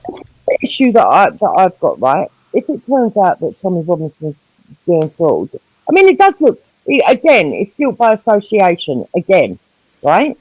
Because if it looks like, how is Tommy going to be gaining anything from this, other than his publicity? By setting them up together. I don't understand what finances you think he's going to gain from this. And also, there's another point to be made. If Sarah is a girl that was groomed at 13, and she's had this horrific time, she's lived in a town with that shame and everything else. And she's been is that the one you're talking about, had the baby as well? Yes. She's the one that had, I don't know how that man never got locked up, man. I can't understand. And she was on a board on a company that failed, trying to help groomed girls that failed once, and now she's trying again with a relaunch, with Tommy sort of relaunching her and these other two therapists that I do think are a bit weird, but whatever, right? And she makes a little bit of money out of it. Do you really begrudge her? Who should be making money out of this situation? If anybody, it should be the girls themselves that suffered. Now, if you're doing a service and you get a bit of money for that service because you're helping people, I don't see anything wrong with that. People do lots of jobs that are helping other people, like doctors. Should doctors do it for free? No, you shouldn't be getting paid for X, Y, Z. Now, the point is whether you're doing fraud, whether you're taking money out which you're not actually disclosing, and whether you're lying and stuff. That's the problem. Yeah. Manny, when he shows stuff, can you put it up on the big screen? 'Cause I can't see that. Yeah, yes, please, Manny. Is he there? There we go. I would highly recommend you do not fund anything. Who's Anthony Wood? A little. He's getting married next month. Please remember that both of them are do not fund that. Go to a British charity. No. Again, it's just rumour and gossip, isn't it? I mean, really. No, it's not. There's been a concerted effort by a group of people just to bring Tommy down, and they're getting the girls. No, it's not. It's a concerted effort to just be able to fucking read. Yeah, but Jupiter, listen here. Let me just give it to you. I think Tom Robinson's done a lot of good. But one of the biggest problems I have is that the reason why I kind of moved away is because I feel like there's too many yes people around him. Like, you can't criticize. If he's really done something wrong and someone gives me proof, I'm not going to hide it. I'm not going to say I didn't see it. He's not a saint. At the end of the day, I appreciate what he's done. Yeah, but it doesn't mean he's beyond criticism. Like, if he's done X, Y, Z. Manny, could you please change the screen again? I don't think he's a saint, but I think that when the girls are getting attacked, when they're being told that they've not been groomed, when who's doing that? Who's doing that then? Well, there's a group of them. Ask Simon; he knows them all. I'm sorry, if you're 13 and a guy has basically got you impregnating, you're living with him. I'm sorry, you've been groomed. Yeah, I'm sorry, you've been groomed. You may not have been groomed by a large number of men, but you're a victim. Yeah, so anyone that's saying that, she definitely was. Yeah, you'd be ashamed of yourself. Yeah, she definitely was. She may be, like I said, somebody could go and like somebody. All right, so let me give you an example. So let's say if somebody, I'll give you an example of what have you heard of Eileen Morris? She's one of the worst. She's one of the females. Now that woman was abused when she was a kid, but she ended up being a serial murderer. Now you have to separate the two, right? She was still abused as a child, even though she's a mental serial killer, right? When she was a child, she wasn't a serial killer. So you have to understand, some people are complicated. Like this woman may be a bad person. She might be doing fraud. She might be lying through her teeth about a lot of stuff. But was she impregnated by a grown-ass man when she was 13 and abused and groomed? Yes. So you can't take that away from this proof that it happened. And anyone saying otherwise and attacking the lady because saying she's not groomed, you should be disgraced to yourself. If your daughter got freaking groomed and got impregnated by a man when she was 13, you'd freaking want to kill that man, wouldn't it? She's probably still being used by a boyfriend. I don't know. The thing is, what I'm struggling to figure out here is the fact that she was groomed is still a fact. So what is your objection to Tommy's involvement in this? Is this like is he taking advantage of the situation? What is the actual objections? If she was genuinely groomed and he's highlighting this, what's the problem? Yeah, I mean, what's the actual? Yeah, that's the part that I'm missing. I don't know which. I mean, are you or people insinuating that he's just simply grifting off these people's misery? Everybody started saying, "What has Tommy actually done to help the girls?" And then suddenly, yes, Sarah rushed them. Yeah, but that's a separate issue. The point is the girl that was in the documentary, I'm assuming, was she raped by a Pakistani guy when she was 13 and he was in his 40s and she had a baby with him, right? Yes. Okay, so that particular part shouldn't even be up for discussion now. I know. Whether she's a criminal now is irrelevant. The point is that particular situation should be highlighted no matter what. How this guy freaking walks the street when he got a child pregnant is beyond me. I just don't even understand how that's possible. He's dead now anyway. So. Oh, he's dead. Good riddance. Yeah. Okay, but you well, certain people in Public Annoyance and Danny Oak Jones' little group actually quoted and said that they went to the bloke that abused her to ask him his version. You know, and then said what he said on this site on Telford Exposed. It's all written there. Absolutely. I thought he was dead. I thought he was dead though. He is dead. Now, when did it? He's now, but he was, I think, alive at that time. Oh, so you went up to a man who basically had sex with a 13-year-old guy when he was in his 40s, asking him side of the story. What does that mean? Like, why would you even ask the side of the story? Well, as a journalist, you have to still get a right to reply if you're doing a journalistic piece of work. I'm sorry if I found out. I'm going to use an example. If somebody was pregnant 13 and a baby come and the genetics had some of your genetics in there, I don't want to know your side of the story, right? I just know you're a pedo and that you need to be freaking like like thinking. It's still, but there's no excuse for him to have sex with a child. He was also no, there's no excuse for him. I'm talking about the right to reply. He was registered by the social services as her foster father. That is insane. Holy shit! Yeah. And so this story just gets worse. Yeah, I mean it's sad that it's like, because the thing is, take Tommy Robinson out of the equation and the whole effery with all the money and stuff. The story still stands that children were being abused in that area. Yeah. Yeah, that's the most important part, right? Yeah. People are trying to deflect now with the fraud and stuff like that. We can condemn the fraud and say Tommy Robinson's a fraud, Tommy Robinson's this with money and all that. But was the overall story true that children were being abused in these northern towns and a girl of 13 was impregnated by a Pakistani groomer and then basically was walking around free saying he was her stepdad or something or thing? Yeah, it's disgusting, man. You know what's the most horrific side of this? It just sort of dawned on me is I read stories about Muslims in Muslim under Sharia. They force young girls to marry their rapists, and like it happened in Morocco, it happened in various other places. Or the rapist has to just give some money to the family, and then that's it. It's squashed. And I highlight this sort of thing, and I rage about it, and talk about how disgusting it is. Now I have to try to explain to Iranians and foreign people that in this country they let a rapist of a 13-year-old child become the foster father of that child. Yeah. How is that a fucking thing? Do you know what's so sad? That just that one story could have made the whole Telford documentary just through that one thing. Yeah, exactly. This is what I don't understand. If Tommy Robinson or the documentary lied about other things, I don't understand why, because that one story is so disgraceful that it could have held up a whole documentary by itself. Yeah. And this is why I don't understand. I think, like I said before a couple of years ago, I believe the people around him have brought him down. Yeah. And I'm going to say the word Danny Tomo and people like that, because I realized a couple of years ago that these guys are all yes men and they're not telling him, The when he's thing going is, wrong and stuff. And look what's I want happening now.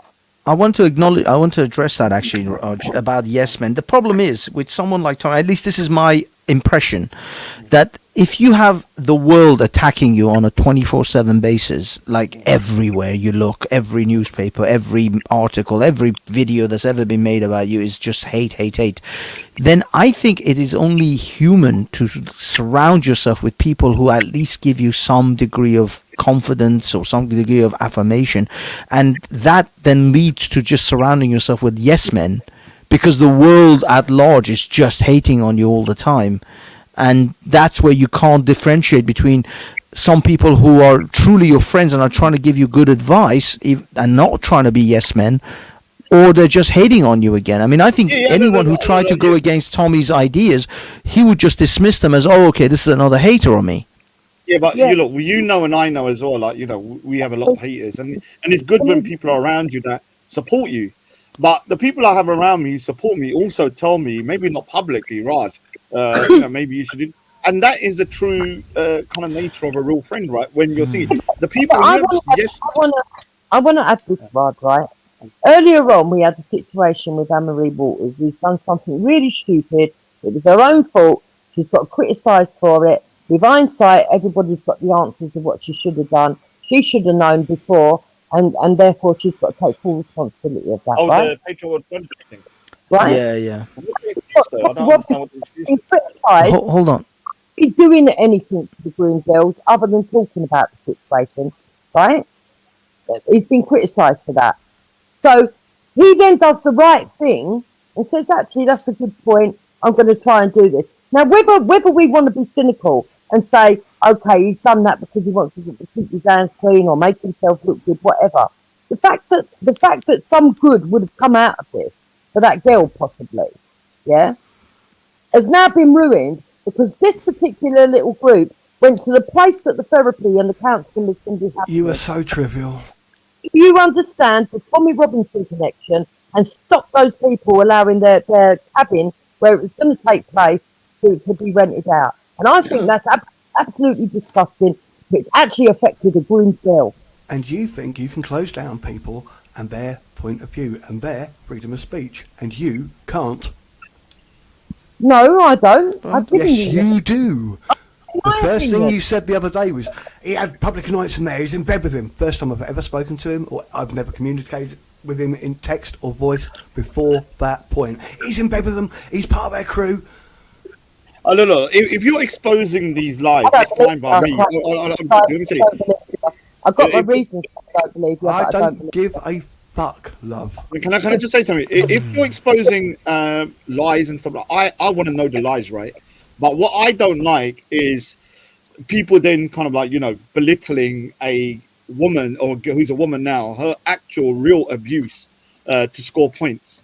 Yeah, at the end of the day, you need to separate Tommy Robinson as an individual and as a movement from the actual abuse that was going on. Because just because Tommy Robinson kind of highlighted it, it doesn't mean now that he has been found to been doing some effery, just say he did, that it didn't happen. Exactly. We know it happened. So this is the problem. And I have to blame Tommy Robinson and his team for that as well, because why get into a situation where you're maybe adding stuff on the stuff when you had a real story? Like, I'm not saying they did add stuff, but some stuff people are telling me.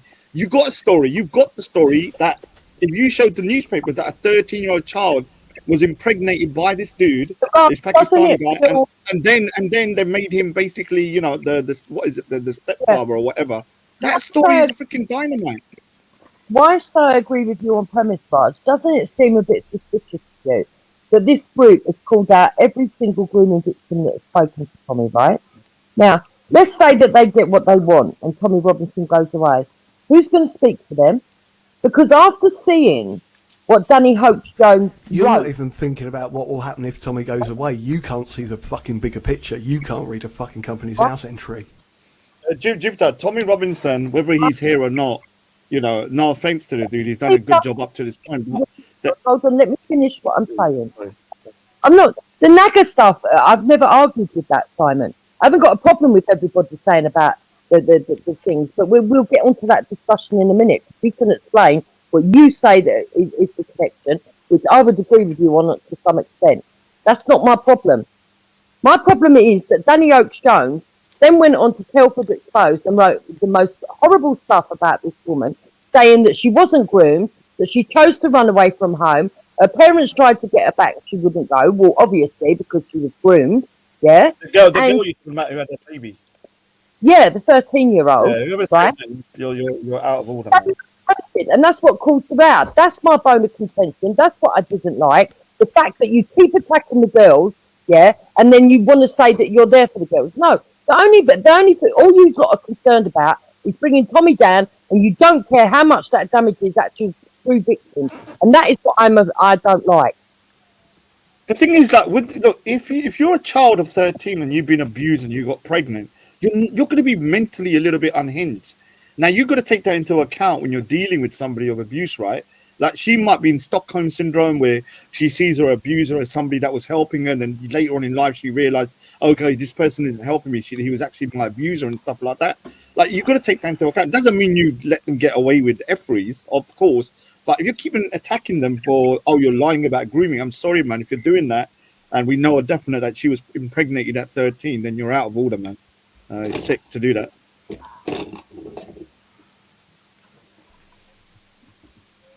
So I don't know if Simon wants to actually go into the Naga part of it, which was the first business that she had that failed, and then explain the link between the three companies that linked her to Mr. Miller and Dean Cumberbatch. I don't know if he wants to do that or not. That's up to him. I actually don't right now. Yeah, but what is the overall argument, though? Okay, can we just clarify? In Telford, was there grooming going on in Telford of these young girls? Can people just say, let someone know what's going on? Yeah. Yes. Simon, would you agree? Simon? Of course, yeah. Was there a girl who's in the documentary who was impregnated at 13 by a Pakistani guy who then basically went on to be her carer or whatever, and the authorities totally let her down, right? Is that true? Yes, and not only that, she claims that he went on to groom other girls afterwards. Yeah, so we have the point is that overall what you call the grooming stuff is true. What's happened now is that all this other stuff has come in and it's distracting from the main topic, and you need to separate the two. If you want to attack Tommy Robinson, I don't care. That's up to you. People can you can go for as much as you want, but the problem is Danny Jones hoax here, the gang, whether it was one person or a gang is irrelevant to me. Yeah, it's irrelevant. It was one man who. Are you not telling me that one guy was part of a gang as well? Is he part of a gang? The guy that was the abuser? Right. So during her interview, she said that she was also trafficked, but that stopped when she got pregnant because of the bump. But what she also said was that the bloke that she got pregnant by, who was 42 when she was 13, his brother has got a criminal conviction for grooming, and the man's family, him and his brother, are part of a much wider family, and part of 3 families that Tommy Robinson claims that are all a mafia. And he shows you the tree every time he does one of his documentaries. He shows you how they're connected to each other by intermarriage. But these 3 families are all intermarried with each other. They're kind of like a mafia in Telford. And yes, these 2 brothers are part of one of those families. All right. So the thing is, whether it was a gang or whether it was him by himself, I don't think that really makes much difference to me. We need to be asking, why was this dude allowed to abuse a child and be allowed to live with her, even though he got her impregnated? Now, what's the point of going into whether it was a gang or not? I don't understand why you're trying to dig into that. What is the point? I don't get it. Yeah, you're just nitpicking now. Like, it doesn't make sense. That guy was a pedophile. Yeah. And what's the defense? Whether he was in a gang or not, he impregnated a child and he got away with it. No one is defending it. I'm not saying you. I'm not saying you. Yeah, no one actually has. I'm not saying you, but I'm not saying you. I'm saying other people.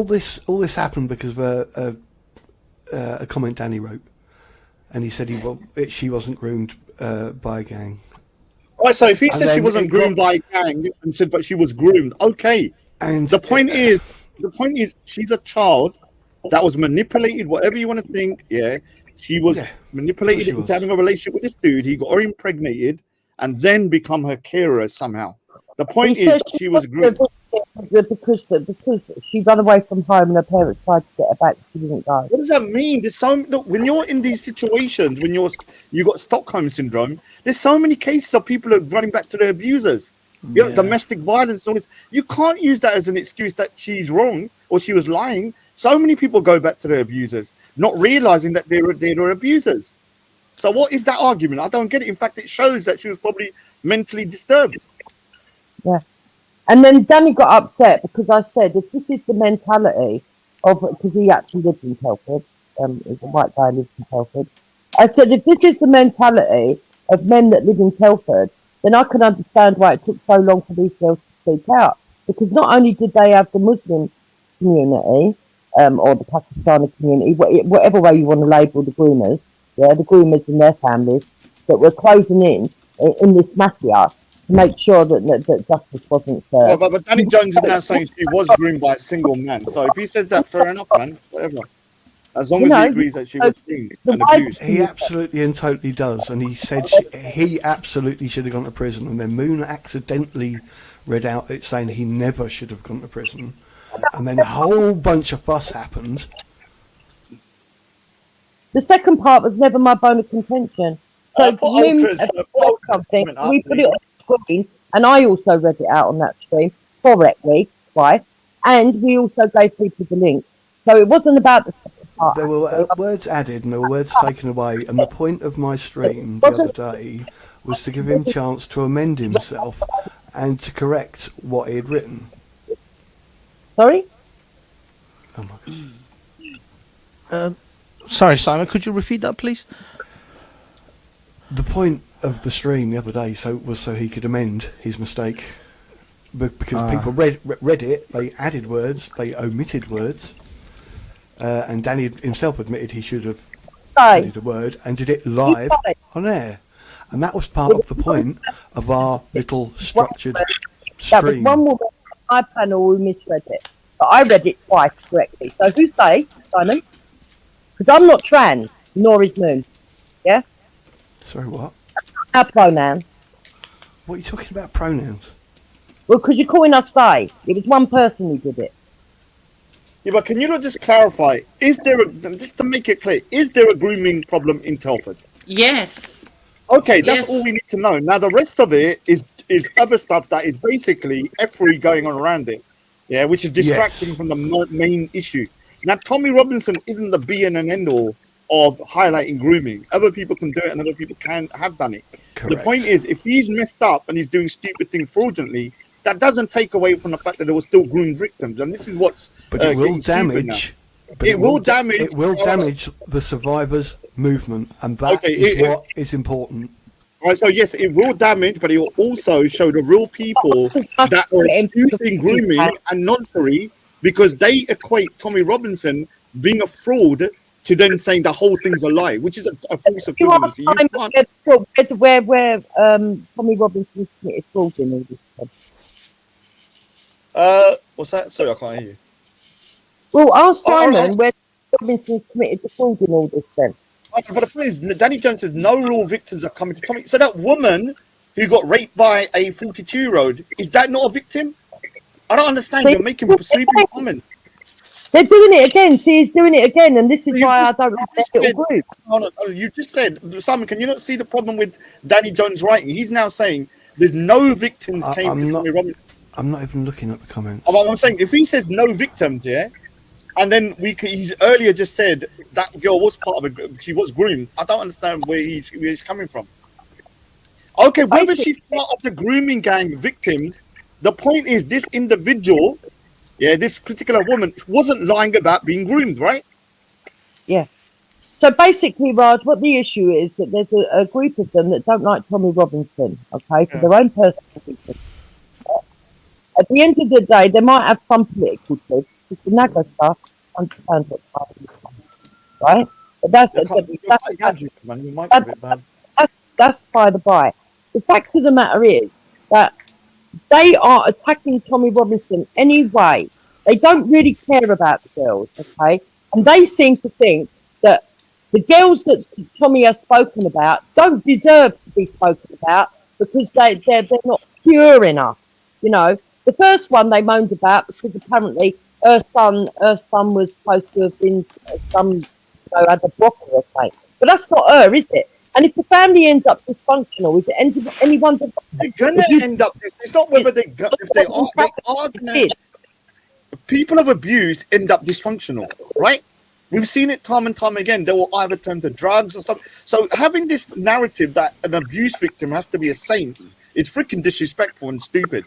Yeah.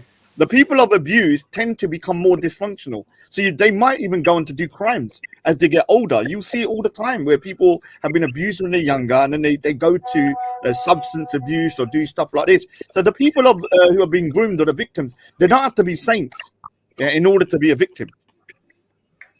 Yeah, I think it's getting petty, to be honest with you. But at the end of the day, if I find that Tommy Robinson has done XYZ, I'll call it out. It's no issue for me. But I would separate the two from the grooming, and whether there was grooming in certain areas to fraudulency in terms of money and stuff. They're two separate issues. Yeah, don't mix the two together. You're mixing them up, and then what's happening?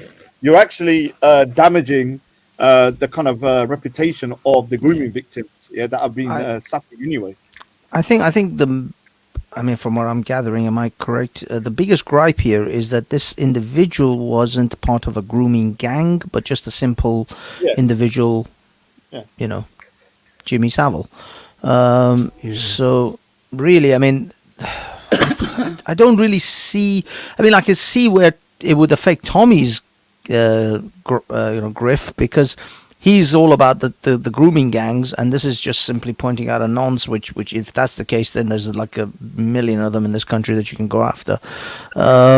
So that's not really gonna work with his particular niche of grooming gangs. No, because he says in the interview that she was trafficked. He didn't go into much detail about specific trafficking, okay, by this bloke. But this bloke is related to the other people that are in gangs that are part of the mafia family. Oh, I see. So he's related to the others. Brother has been convicted of it already in a court of law. Yeah, so you can see all right. So if you have a guy that's in his 40s having sex with a child and he's in the same house, impregnates her, then his cousin, who's in a small town, remember, they probably know each other all very well, is also grooming other girls. You can connect the dots, right? You can make an assumption that, okay, maybe these guys are basically groomers. Yeah. Now, he may just have groomed one girl, but that's one girl too many, right? Of course. Well, she said he went on to groom other girls after her, and she feels guilt that she didn't do anything at the time. That's part of what she needs the therapy for. I'm not going to hold the grooming people of abuse to a high standard. Like, other people think they need to be angels in order to talk about abuse. Like I said, one of the worst female serial killers, Eileen Warris, killed 5 men, but it was proved she was abused as a child. That doesn't tell you can separate the two, that she was abused and she was a serial killer. The very fact they're victims are probably in vulnerable or dysfunctional families anyway. Yeah, I've said the same thing 1 million times because people are stupid and they need to hear the fact. Yeah? You're not listening. Separate them. Tommy Robinson could be a fraud when it comes to money and all of this kind of. He might even be a bad person, but the grooming still happened. Whether he's a bad person or not, or whether people around him done X, Y, Z, it still happened. I don't know. I mean, if you guys are happy to move on with this from this particular subject to something else, I'm happy to move on. Please, can you just say something? Can you just highlight this issue? This from Ghost Football's Corner. He says he wasn't convicted. He was not convicted, Jupiter. Wow, what a nasty pedo.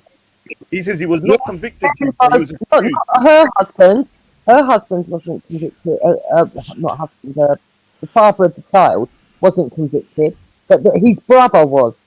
Yeah, so but the point is, he's saying just because he wasn't convicted, that he done nothing wrong. people could do wrong things and still not be convicted. That was his child. This shows you the problem with these like Pakistani kind of groomers from up north, like Ghost.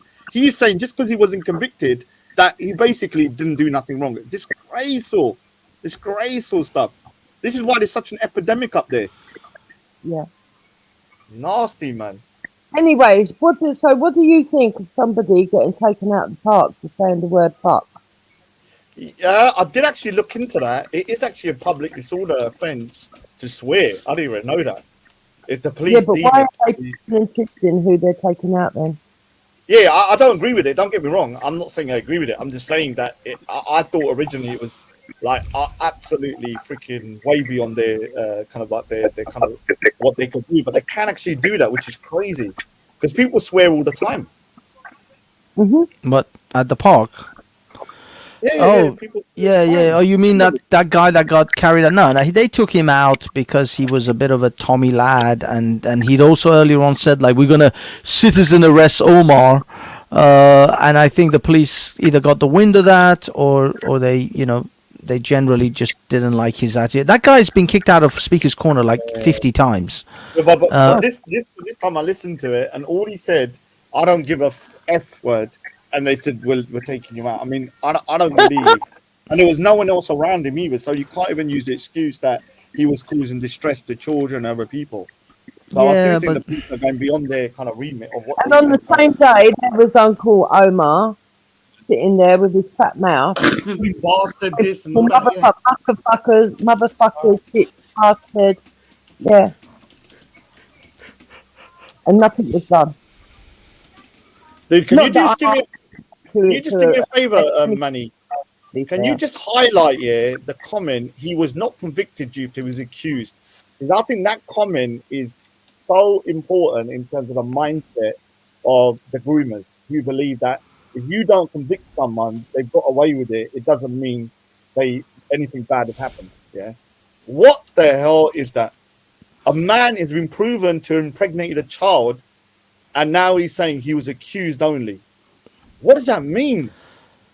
Yeah, I mean, come on, dude.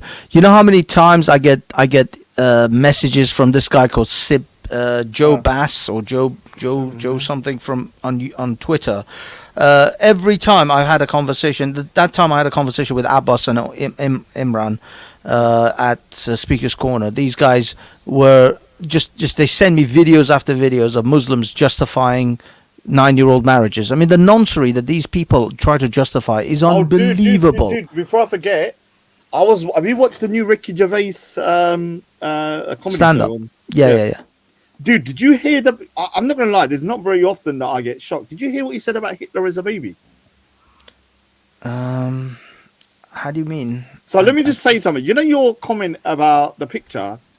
I don't know how he got away with what he said, because I actually tried to look in the law whether what he said was legal. It must have been, because it's on there and he did it in the UK. He had a picture of Hitler as a child on the screen. And I'm repeating what he says. Ricky Gervais said this. He said, I masturbate over this picture of Hitler as a baby for the last 40 years. Now... I can't remember that bit, to be honest with you. But that's like, and he kept on saying it. Like, now the problem is this: I thought it was illegal because remember they were pulling you up on the picture thing. Yeah, it's not illegal to say that, but it is illegal if you draw a picture of a child in a sexual form. No, but he had a picture of a baby Hitler saying he was dinging over that picture. Yeah, but the thing is, this is the thing. I don't. That's not strictly illegal. Yes, but you can't draw a picture of a naked child. Raj, what was the joke? Because that's a really odd statement. No, he was just talking about. He done a thing about what would you do if you go back and Hitler was a baby? Would you kill him? Blah blah blah. And then he went on to it was like he done the joke. Okay, people must be wondering why I got this picture of Hitler as a baby. He said, because I used to wank over it. And then it went on from that for like 3 or 4 minutes. Obviously, I can't actually remember that bit. You know what? These people are so dumb. Yeah, obviously he was joking. You know, I don't know why. Do I have to explain that he was joking, Banksy? The point, Yeah, but I'm not that's- saying he that's did it, but how the it point is, is, I'm man. saying that what is the free speech law? Because I was told, because of your situation, obviously, that even saying stuff like this is against the law. So him No, putting no, his I don't. hand I up don't think saying that- saying it is. Yeah, yeah. I don't think saying it is. It's literally drawing a depiction of a child in a sexual form. That is definitely illegal. This is why all the cartoons of like, because there used to be a lot of cartoons of The Simpsons in porn. That has all been scrubbed from any UK based sort of systems. They still exist, obviously. They're some legal weird in like man. America and places. It's just in America they passed a similar law to Britain, except their law, Don't tell because me of this freedom stuff. of Don't tell me this porn about Optimus Prime and stuff as well. Please don't. Tell me. Yeah, of course. Dude, there's literally porn about anything you can possibly think of. There's a porn, cartoons, friggin' Thundercats, Transformers. But the thing is, in the United States, what they did was the law says you can't draw any images of children in sexual form that is indistinguishable from a real child. So they were talking about basically computer graphics. That's why.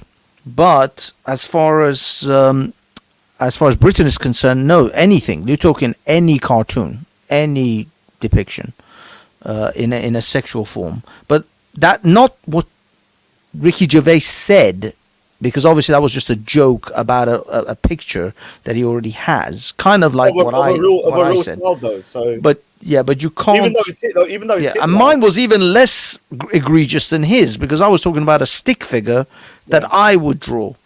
Yeah. But nevertheless, it is what it is, dude. Your haters are never gonna fucking be charitable towards your jokes, are they? That's the thing, Banksy. One thing I've learned is that look, there's no point trying to like persuade people otherwise. If someone's There made is their no mind up point, about yeah. you, and they literally their whole life is about you, no matter what you say, it's not going to make no difference. So you just like carry on and you Exactly. do what you got to do in it. Because I've realized that sometimes I've given the same argument over and over again to somebody that people have heard the same thing. I'm like, dude, I'm just fed up. I'm like, okay, I've given my piece before. You haven't heard it, fair enough. Like some people just don't want to kind of, understand the nuances of certain things. Like with that one, I was a little bit shocked. Though. I'm not gonna lie, when I heard it, I was Yeah, like, but I mean, I don't really like. I'm not sitting around worried about what my haters are gonna say about. Dude, you yourself should be more aware of this than anyone, about how you don't pay attention to your fucking haters or the text monkeys. Those people do not matter. Dude, Literally, they don't matter. I blocked so many people like 2 years ago. It's like one of the best things. You just block them, you just can't even see it. And I tend not to look at StreamYards because it stops my it makes my computer go a bit weird in it. So I'm normally not even looking at StreamYards. I'm looking at the main thing. And so that's the best thing. But for people like just remember, like you're only letting yourself getting rolled up by anonymous fiddles, isn't it?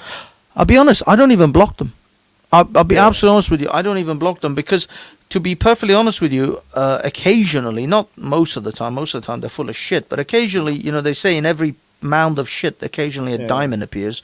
And there's a guy called Joe Baz, and he's like my Twitter stalker, and I think he sends stuff to Manny as well all the time. It's all Islamic apologist shit. And he's sent me a bunch of videos, especially after that debate I had at the Speaker's Corner, about all these Muslims, justifying effectively noncery. And I'm like, dude, you guys know that this is like really bad. This is like you guys defending Jimmy Savile. I'm doing a show tomorrow, obviously on here, everyone, 8 p.m. Good man. It's going to be at first one's going to be at free speech. I'm just going to, what I'm going to go through is there, because a lot of people, just to give you a brief outline, it's not going to be your normal free speech thing, because I'm going to show you that Europe, the reason why Europe doesn't want to go back to what it was, because they've done the shit show already. And they've gone through the most maddest blasphemy, kind of like, just look, when I was researching and I was looking at torture kind of devices for blasphemers, dude, it was insane what they were doing to people. Even if you said the earth, Galileo said the earth was basically not the center. You could be freaking executed. People being burned.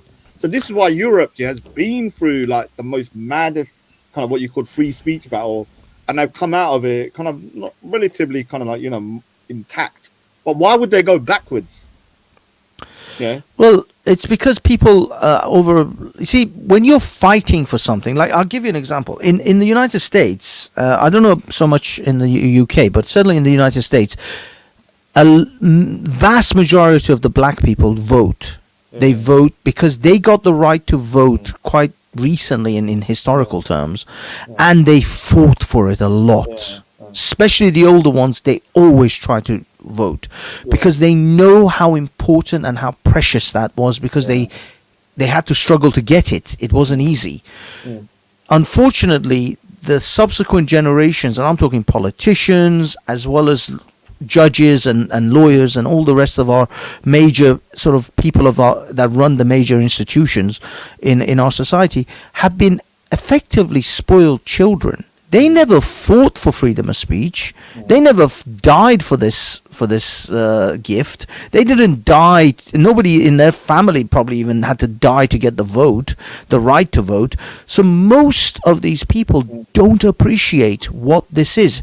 And as you come down the generations, you come down to from the boomers to Gen X's to to millennials to Gen Z's.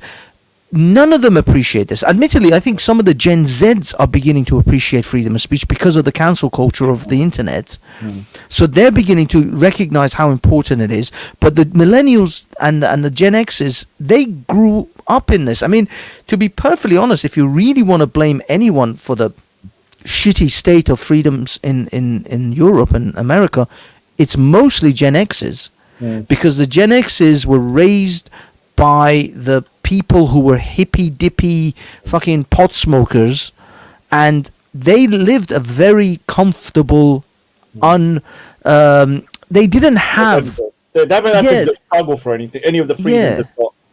Yeah, like really, I mean, where was their struggle for rights, for freedoms? They already had it all. They had 90% of their freedoms and rights. Did you know that in the past, I thought this was only an Islamic thing, they used to say that the church kind of doctrine was that blaspheming is worse than murder. There you go. They believe blaspheming was worse than murder. So they would say that blaspheming is not only for this life, it's for the afterlife, where murder you can be forgave. So we need to understand the mentality of what Europe was during the last 300 or 400 years prior to this. And they're not gonna. The reason why they're kind of fighting tooth and nail is because they know the destruction it causes to a society.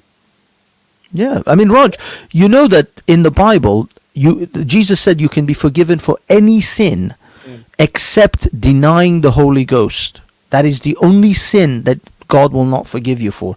That is absolutely the core of blasphemy. Oh, by the way, I just want to throw something to Simon as well. I think the LGBT community also appreciates their rights because they earned it so recently as well.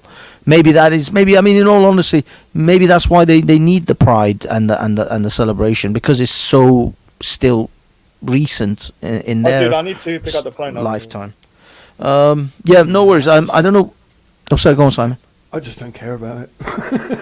Yeah, I mean, don't get me wrong. I think it should be as normal as heterosexuality. It should be as normal as, breathing air. But I think the reason maybe they still want to highlight it and celebrate it is because it is quite a recent event for them. Whilst a lot of the millennials and Gen X's had especially heterosexuals, had a lot of their freedoms just handed to them on a plate without ever having to fight for any of it. And this is, I think, why people like me and other foreigners actually appreciate the freedoms in this country and want to protect it even more than people who were born into it, because we know what it's like. I've seen tyranny with my own eyes. I've seen what tyranny is like.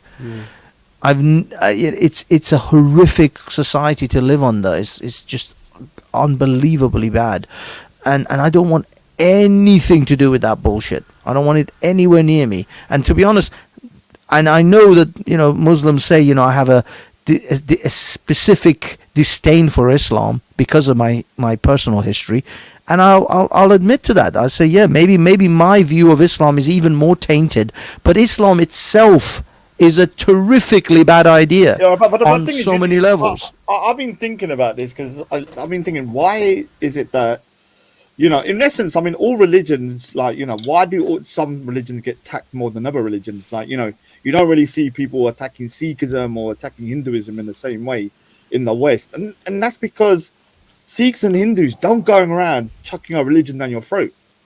We're not telling the West you've got to convert. Like, this is the problem. If you put your neck out there with Dawa stores and all this kind of stuff, and then expect, you know, everybody just to be hunky-dory, you're living in the cloud cuckoo land. It's not even the Darwin stores, dude. I go to Leicester Square occasionally on Saturdays, and you see the Darwin stands there at Leicester Square. But I also see the Hare Krishnas jumping around. They gave me some raisins and nuts, and it was all awesome. To be honest, the Hare Krishnas are awesome. I love those guys. But what I'm saying is, there is a whole plethora of other religions who try to promote their religions, but the terrorism side of Islam and the bombings and the killings and the Charlie Hebdo's and the Ariana Grande concerts and 9/11, these are the things that are going to people. Muslims literally want to tell us, ignore all of that, don't make any judgments based on any of those events, and just pretend that you just met a Muslim for the first time. No, I'm sorry, these things play a part. Easier to talk to, but the point is that, look, if you're going to go around propagating your religion everywhere, you're going to get a lot of, I reckon if Sikhs were going around everywhere with stalls and telling people about Sikhism and trying to convert them, I'm pretty sure we'd have a lot of Sikhs being criticized. You understand? I think we'd have a lot of people going, okay, what's in your religion? You want us to convert? Okay, let's have a look. And if they start finding stuff they don't like, and they start going, okay, what's all this about? Yeah, and then you start crying because people are looking into it. Like, you can't cry afterwards. The same with Christianity. Both Christianity and Islam have a what's kind of like an evangelical kind of like way of doing things. Well, yeah, but Raj, imagine this: that if Sikhs started terrorizing and blowing up themselves in the streets, even if the Hare Krishnas, which I adore, I think they're hilarious, if they started bombing shit, I'm going to start looking at those bold little fuckers. I'm going to start having a shifty eye about what the fuck is going on in this religion that they're blowing shit up. Dude, when I was growing up, it was the Irish. Yeah, no one looked at. In my school, it was like 65% Pakistani. There was a couple of, the Irish were always kind of looked upon as, okay, you know, your people are doing X, Y, Z. Even we used to joke. I used to call one of my friends Brian. His name is Brian. So I used to always change out. You got IRA in your name, innit?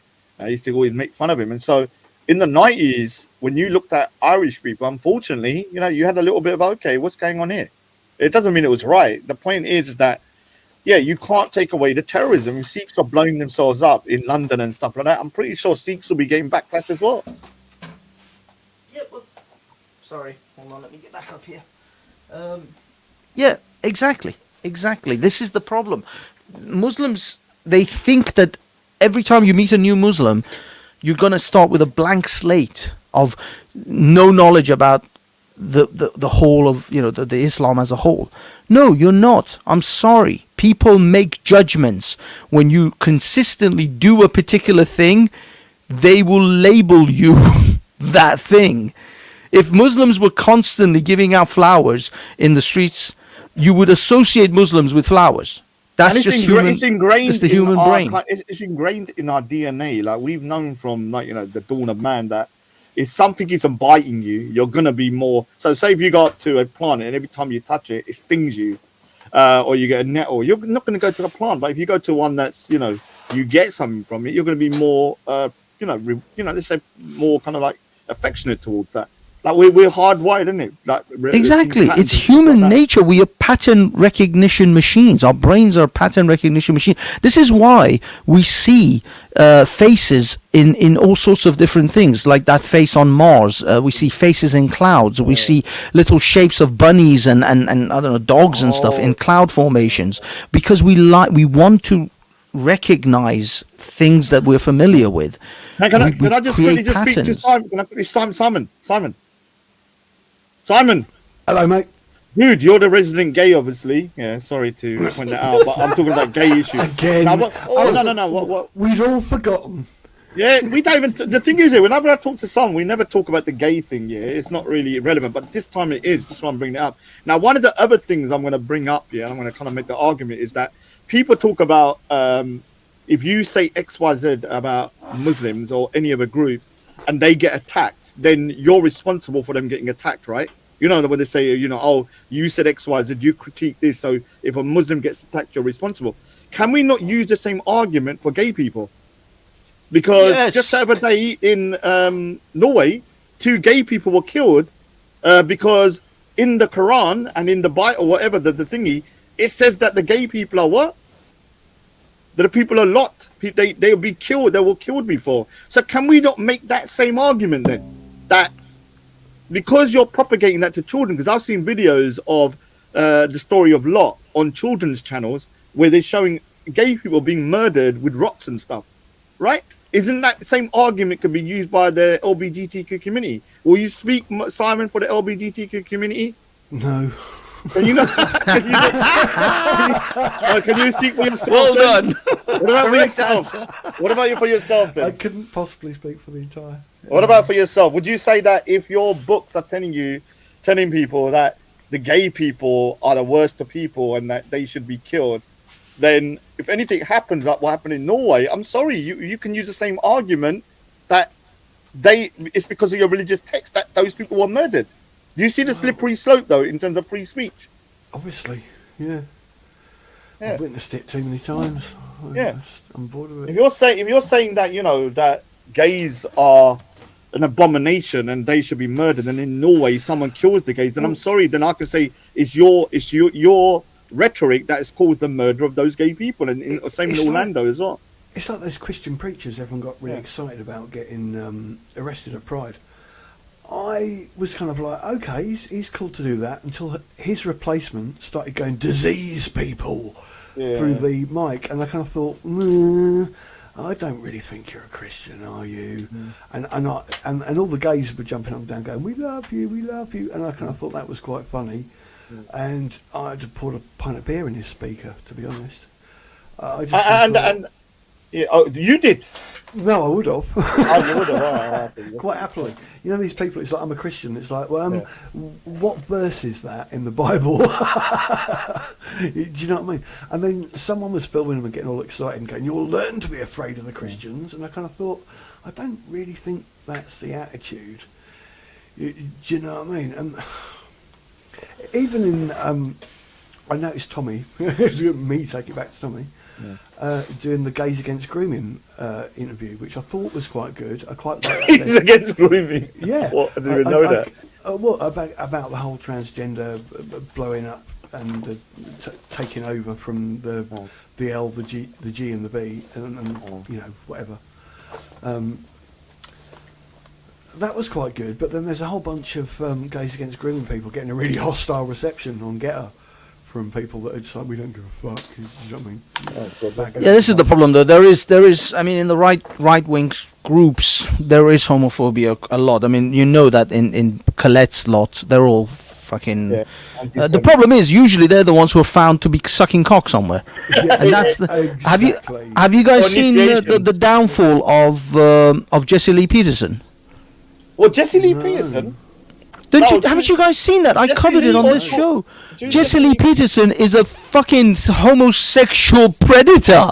He literally has raped people. You know, he could be constituted as rape. Oh wow! Did he? Oh, I've not seen him. It's a channel called 21 Studios, but I also covered it in a couple of live streams of ours here on this Wednesday one. Check it out if on here or on. What's happened? He's what? Gay. He is a full-on homosexual. He's had full-on. Wow, he's so good. And he's been grooming some of his people, like people who come and work for him and admire him. He's been like throwing little grooming like tactics towards them to see if they're inclined to be gay, and then boom, starts fucking blowing them. Wow, he's supposed to be a very absurd. He's very anti-LGBT. Yeah, man. I know this. This is the thing. The thing was, he was really anti-LGBT and proven to be a full-blown, not only just a regular homosexual, but a predator. He preyed upon some of the people that they weren't even gay. He kind of pushed them into it. It's a really bad story that's come out. The expose is huge. I can't find it here. Where is this? Is the thing. Every time. Put in the side chat so I can find it. It's 21 Studios. Yeah, I'll find it for you. I'll send it to you. Every time you hear someone Oh, got a it, little bit too anti-gay. Yeah. Always I'm look at always them with a suspect, shifty eye. yeah. If Because you're, no. The thing is, if you look, this is the way I see it. Yeah, if you're confident in your, like, I don't look at men and fancy them. I don't care what anyone says. I'm sorry, Simon. I just don't.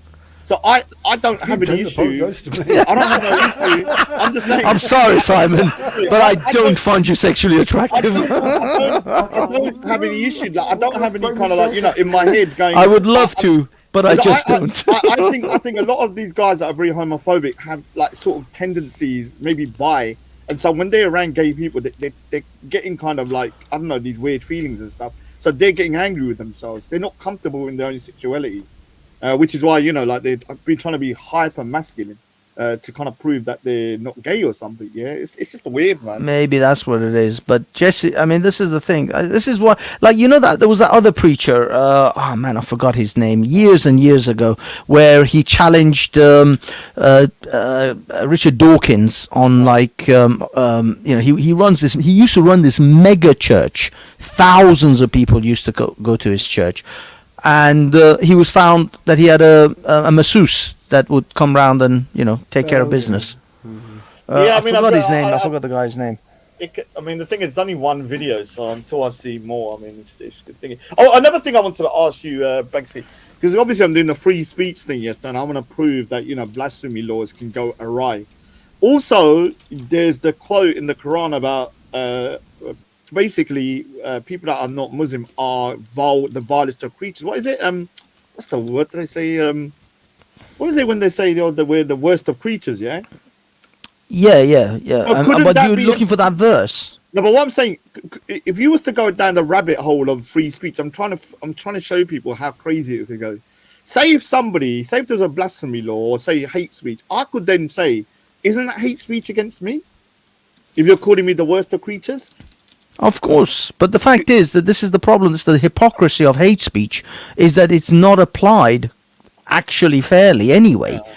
It's applied selectively. If I write a book and call it my holy book, but say I have to murder anyone that wears, I don't know, that has a left foot, then suddenly that's not hate speech.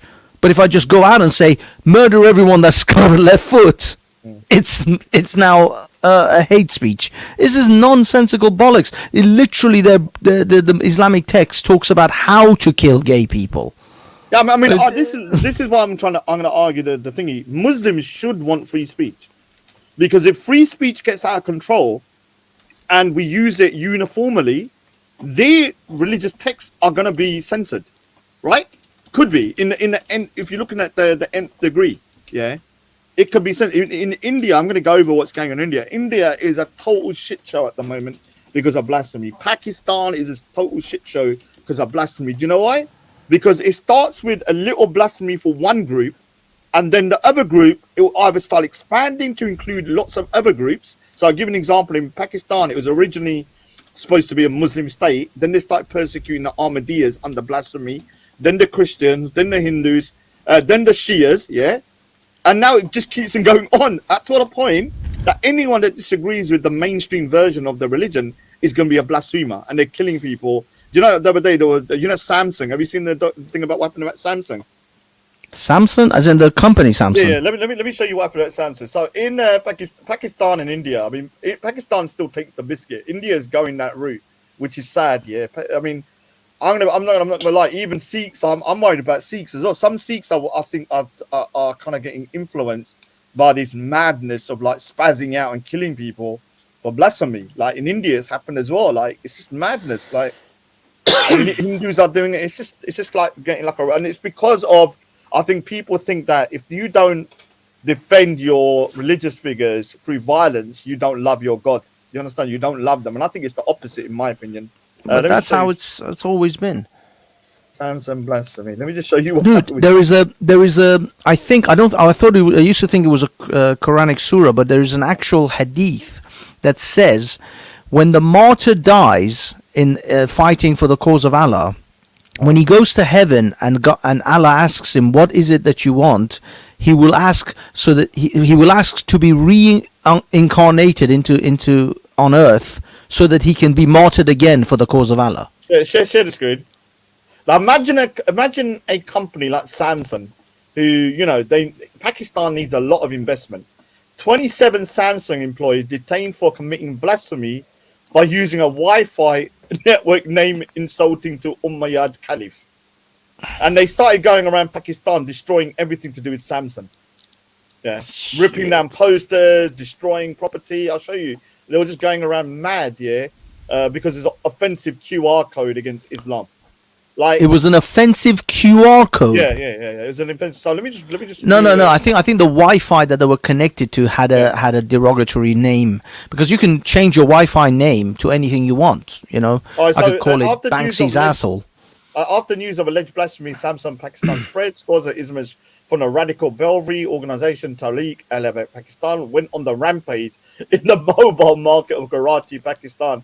After discovering that the company had committed blasphemy against Islam, the demonstrators tore down Samsung's billboards in the city's mobile market and engaged in vandalism. Yeah. Now, this is the problem. Like, how can you get investment from outside countries if, even with the most minor kind of infringements, people are going mental? Well, this is why countries like Iran and North Korea don't get a lot of foreign investors.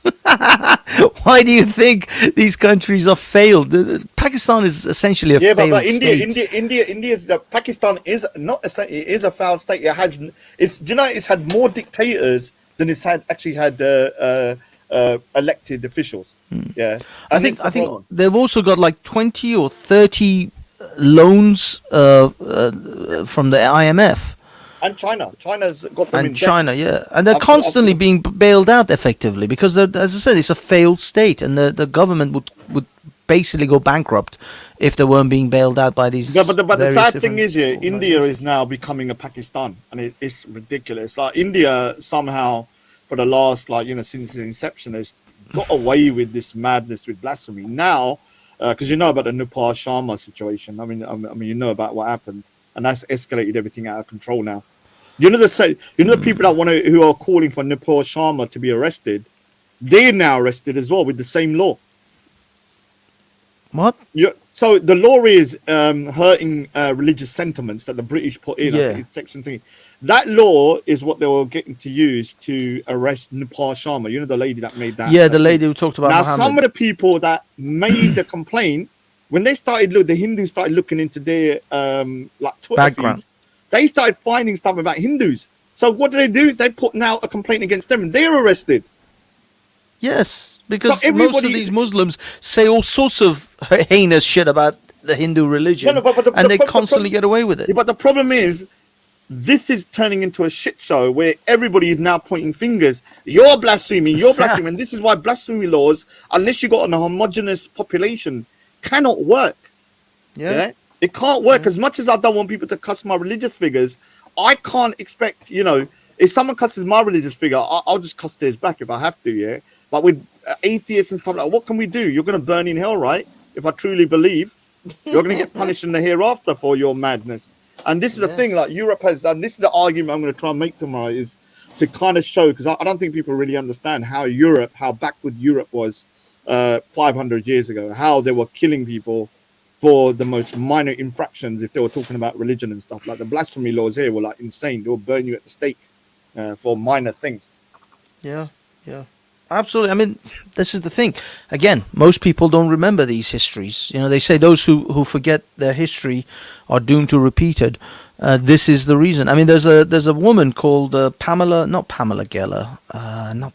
It's another lady. She's from Lebanon. I forgot. She's an staunch anti-Islam speaker, and she. What was her name? Anyway, she talks about freedom of speech, and she says, "Look, we don't just simply are people who've been given freedom of speech in these countries that are free, to do as we will with it. We are custodians of this response. We are responsible for this. This torch has been passed down to us for us to retain it and then pass it down to our children, and they for them to do the same with their children. We are simply holding on to these freedoms so that we pass them on. These are not ours to do with whatever we want just because we don't like someone saying something. We strip it away. People died for their right. Exactly. So Exactly. this We are. is the problem until people start realizing that. Look, the UK. I mean, just a couple of 100 years ago, if you was to criticize Jesus, you would have been freaking put in jail at the minimum. Or Criticize killed. Jesus, criticize the fucking king, the queen, the royal family. You would be freaking hung for it. Yeah, hung, drawn, and quartered, and everything. So it's not like a freedom that is being just given. People have had to die in order for people to say it. And But that's the problem. That's the problem. The new generations, they think that this is just theirs. They just got it, and we can do whatever we want to it, and we'll strip it away. What they don't realize is once you give it away, once you give away your freedom to the government, you will never get it back. You'll have to kill to get it back. Can I just say that bleeding tarp? Don't talk about Sam M or thingy. You would have been burnt at the stake, in the 1400s as a witch, 100%. Yeah, you probably would have come back as a freaking witch as well. You nasty, dirty little. What is this shit? Bleeding out, talking about it's okay. Simon thinks it's okay to be a nonce-apologist. You know what she said about? Do you know my sister is ill? Do you know my sister is ill? Yeah, she was like, "Hey, you know what? You know what? Rod, yeah, he needs to understand his sister. Yeah, it doesn't matter if she just say it. If he does something, she's gonna get it as well." She's a revolting excuse for a human. Yeah, I've always called this woman out for the pile of shit that she is. She's not a woman. She's a freaking churel. Do you know what churel is? It means a dirty witch. Not even a normal witch, a dirty one. Yeah. A nasty, evil one. It was her that got because I immediately went after this one and I started just calling her all the shit that I knew, and because I'm so proud of you.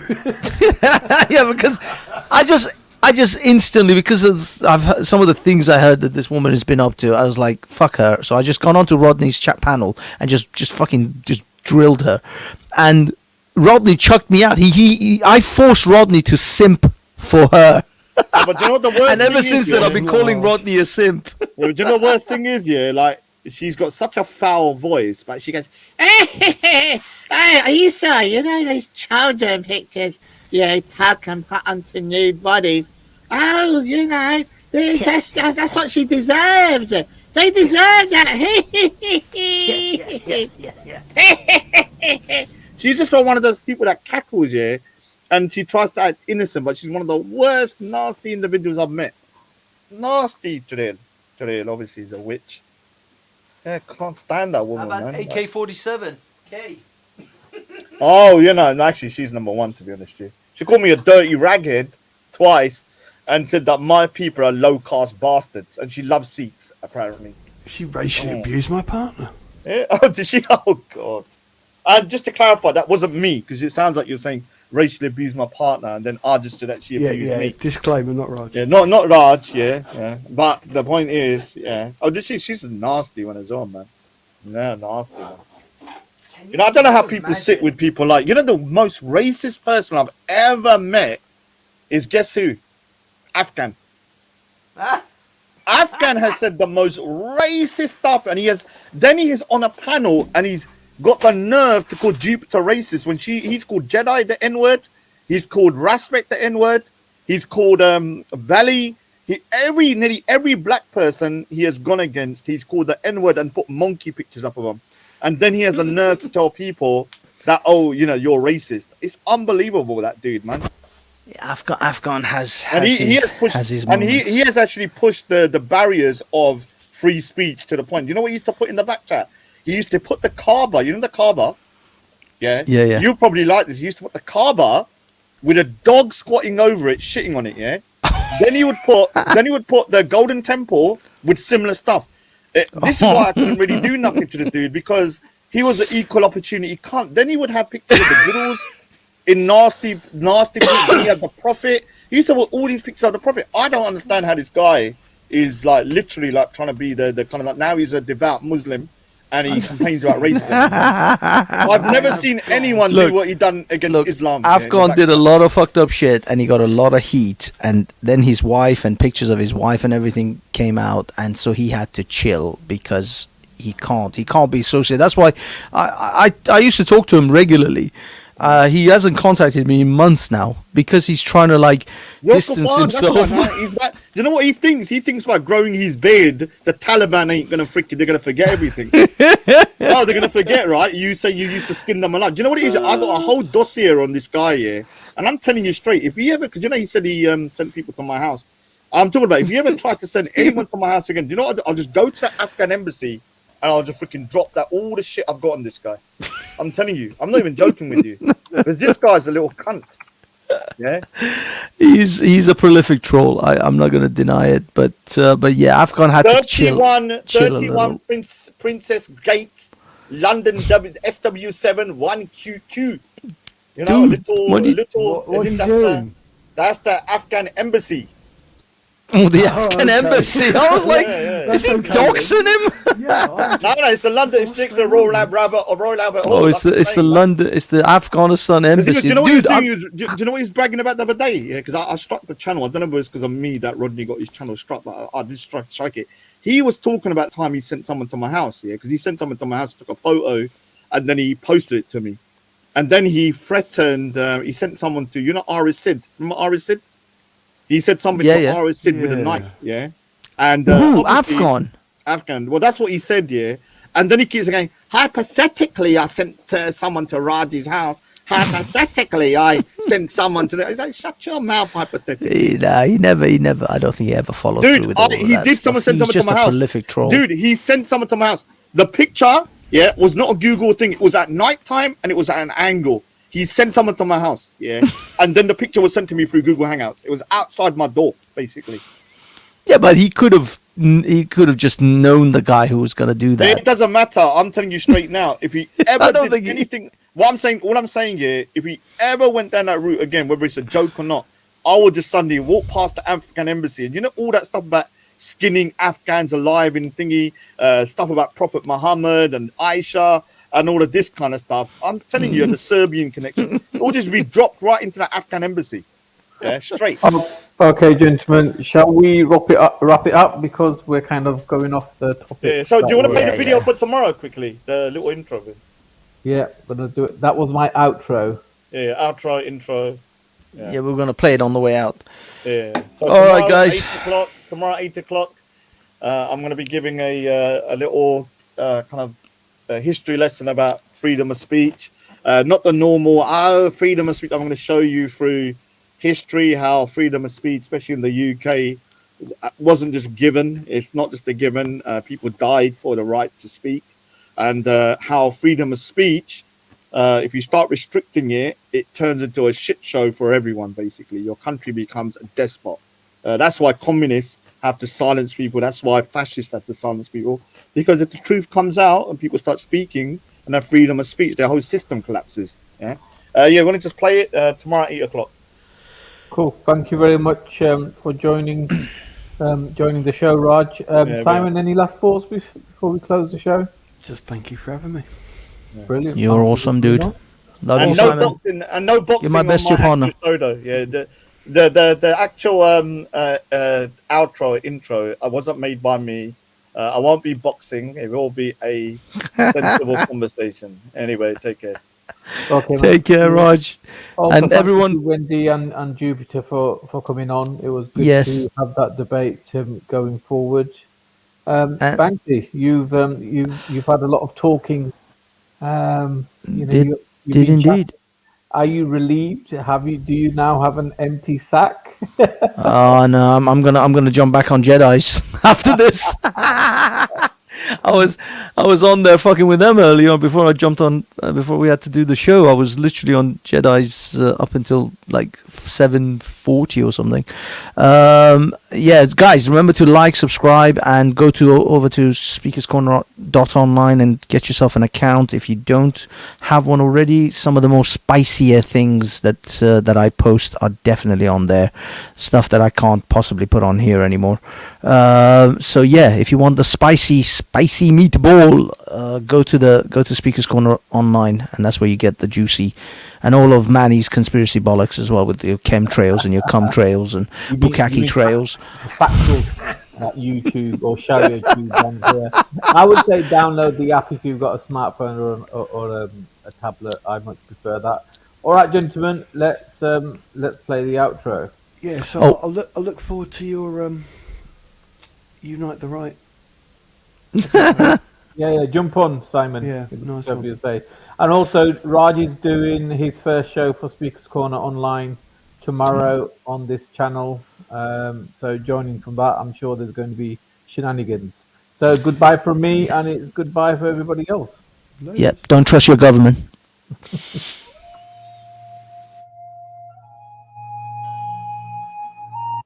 I'm never gonna pay that bullshit jizzy.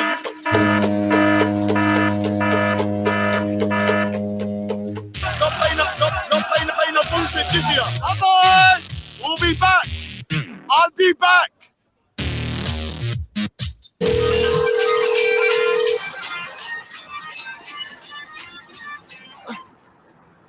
Oh, it's finished.